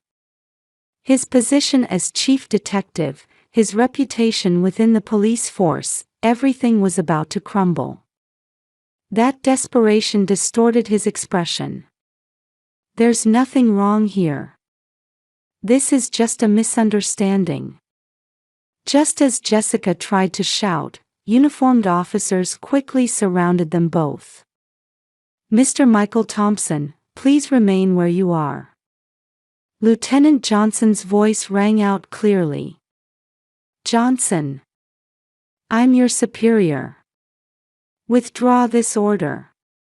"I'm sorry, Chief. Right now, you're a suspect." At that moment, a weak voice came from inside the house. "Mom." Emily appeared at the entrance. Her face was pale, both hands pressing against her head. Tears filled her eyes.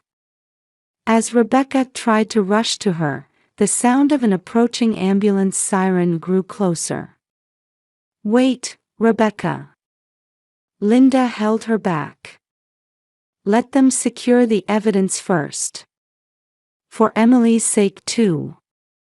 At those words, Rebecca came to her senses. Indeed, she needed to act calmly now. The existence of the photo evidence would reveal all the truth. A veteran male officer quietly approached Michael.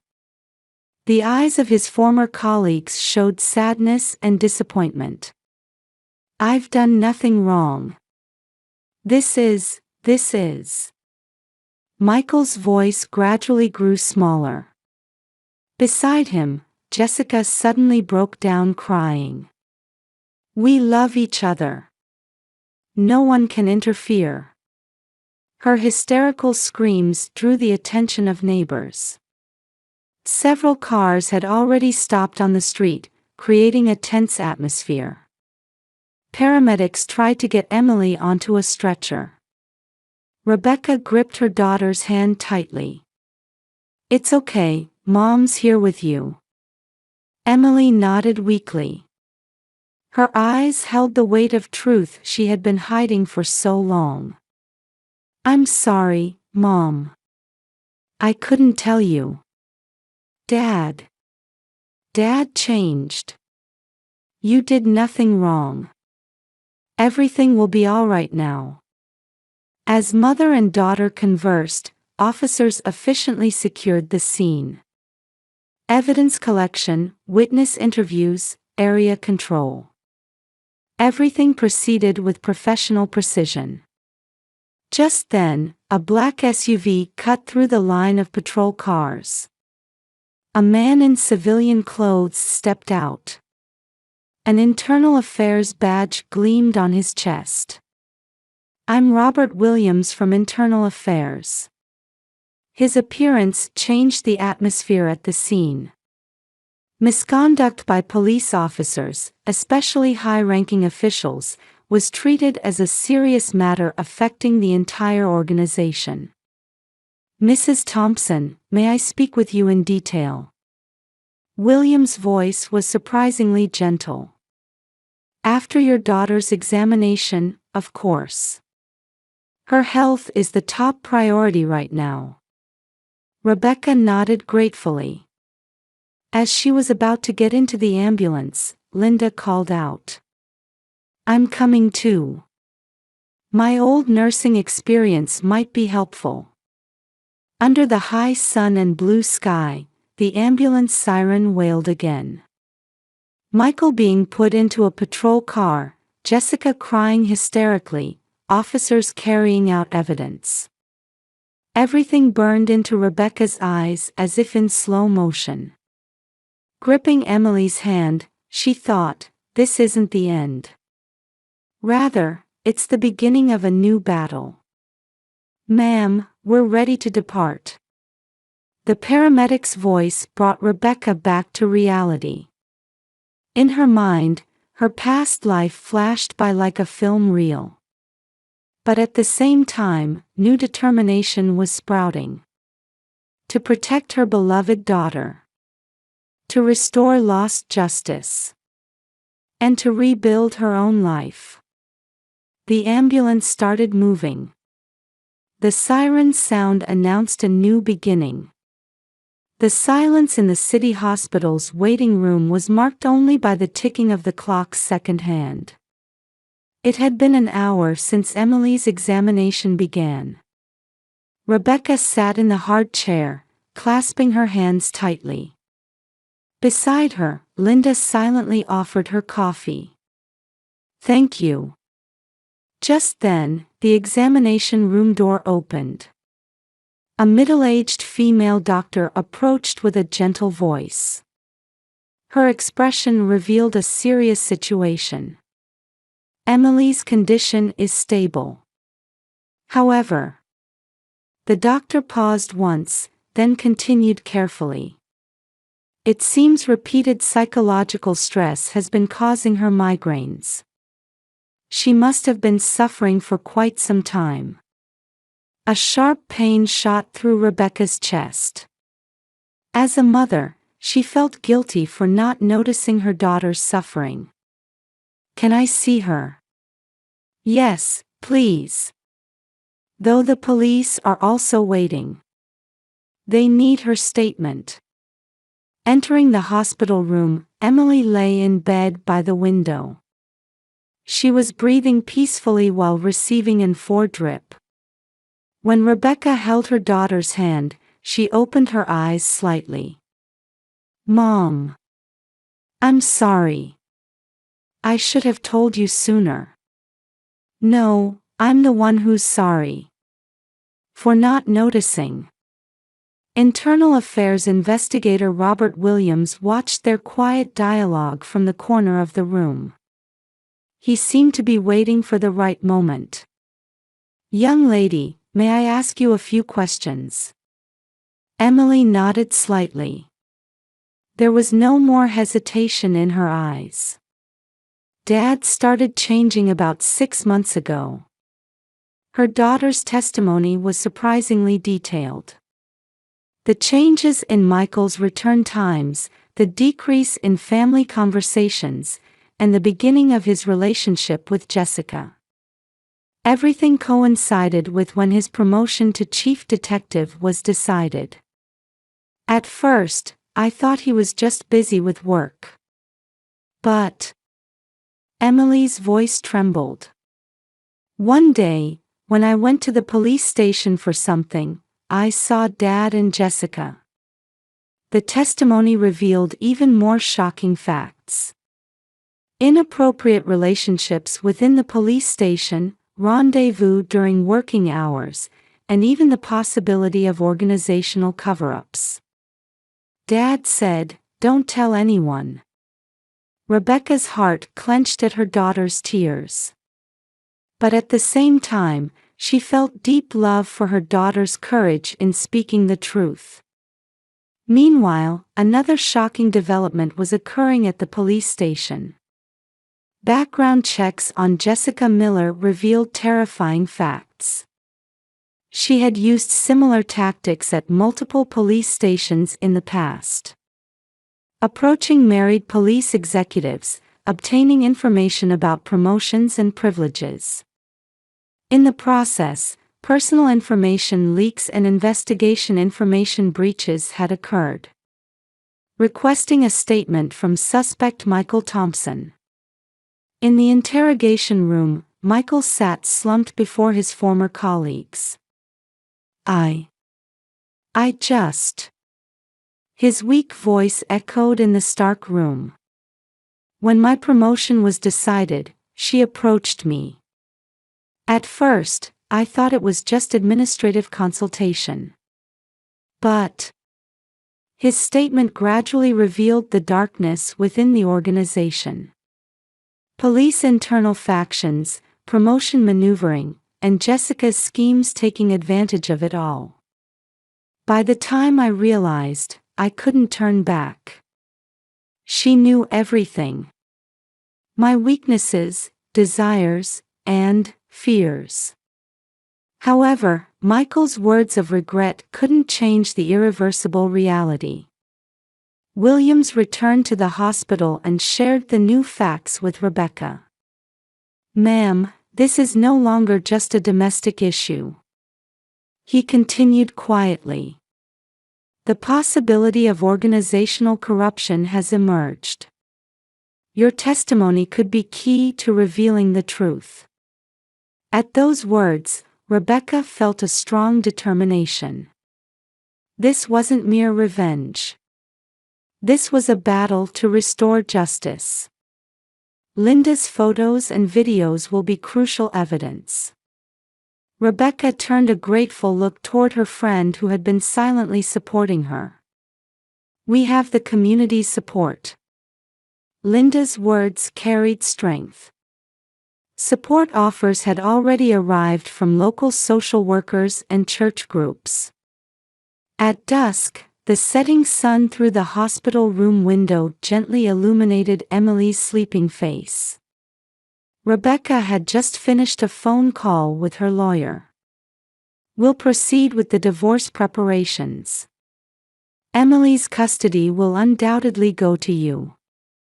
The lawyer's words heralded the beginning of a new life.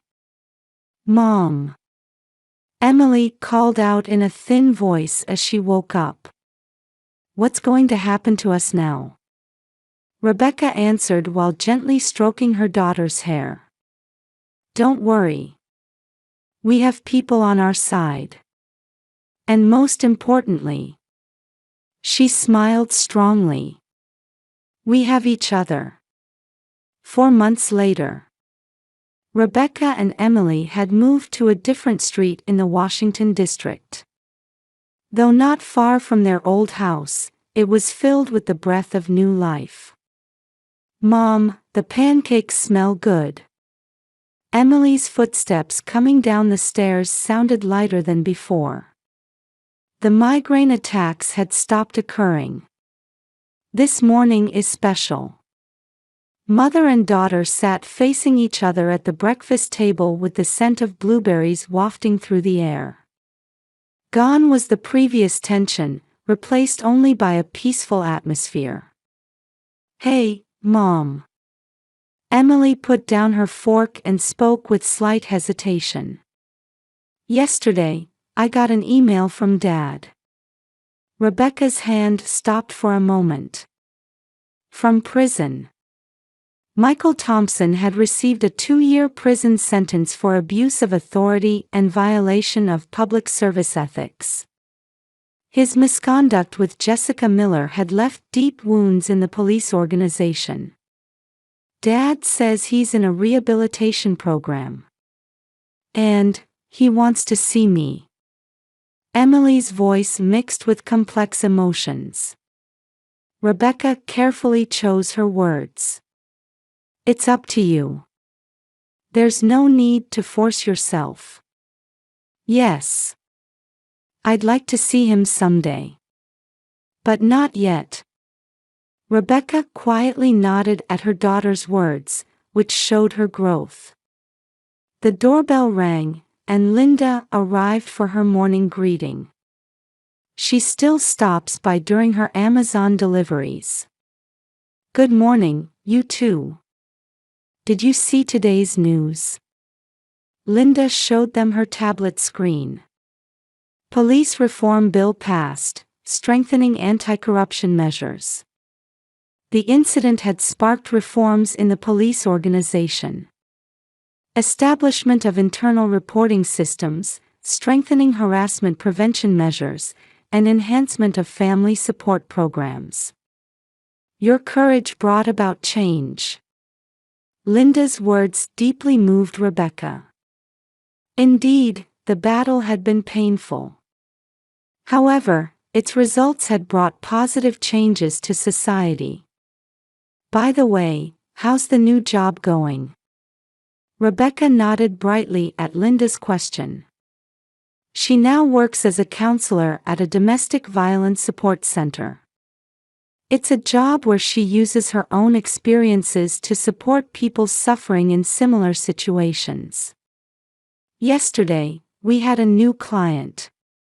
She came with her children. As the two chatted endlessly, Emily hurriedly changed into her uniform. Mom, I'm heading out. Be careful. Oh, right. Rebecca handed her a small paper bag.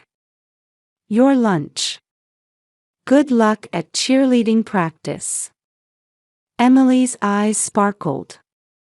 Cheerleading was a new challenge she had taken up after moving. Her smile there showed no trace of the dark shadows from before. Aunt Linda, see you later. Watching her daughter leave through the entrance, Rebecca let out a deep sigh. She looks happy. Rebecca smiled at Linda's words. Yes. She really does. The morning sun streaming through the kitchen window gently illuminated the blueberry pancakes on the table. The scene seemed like a symbol of their new life. Oh, that reminds me. Linda said as if suddenly remembering. You're coming to the community barbecue on Sunday, right? Everyone's waiting. It's an event where church groups and people who had supported them gather. Rebecca answered with a genuine smile. Of course. Emily's looking forward to it too. Just then, her smartphone vibrated. A message from the support center. Can we consult about a new case? Rebecca immediately typed her reply. Yes, I'm waiting. She now knows her mission. To be there for people who are hurting. It was also the best way to repay those who had supported her in the past. Well, I need to get to work too. As she watched Linda's back as she left, Rebecca thought. Life sometimes takes unexpected turns.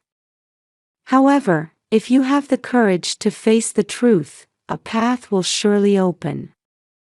And most importantly, you don't need to bear it alone. A small houseplant sat by the window of their new home. It was a plant Emily carefully tended to. Its new shoots stretching toward the morning sun seemed to symbolize their life ahead. Well then. Rebecca stood up and grabbed her bag. Another day to light small beacons of hope in someone's life. Outside, the autumn breeze blew pleasantly. As if announcing the beginning of a new season.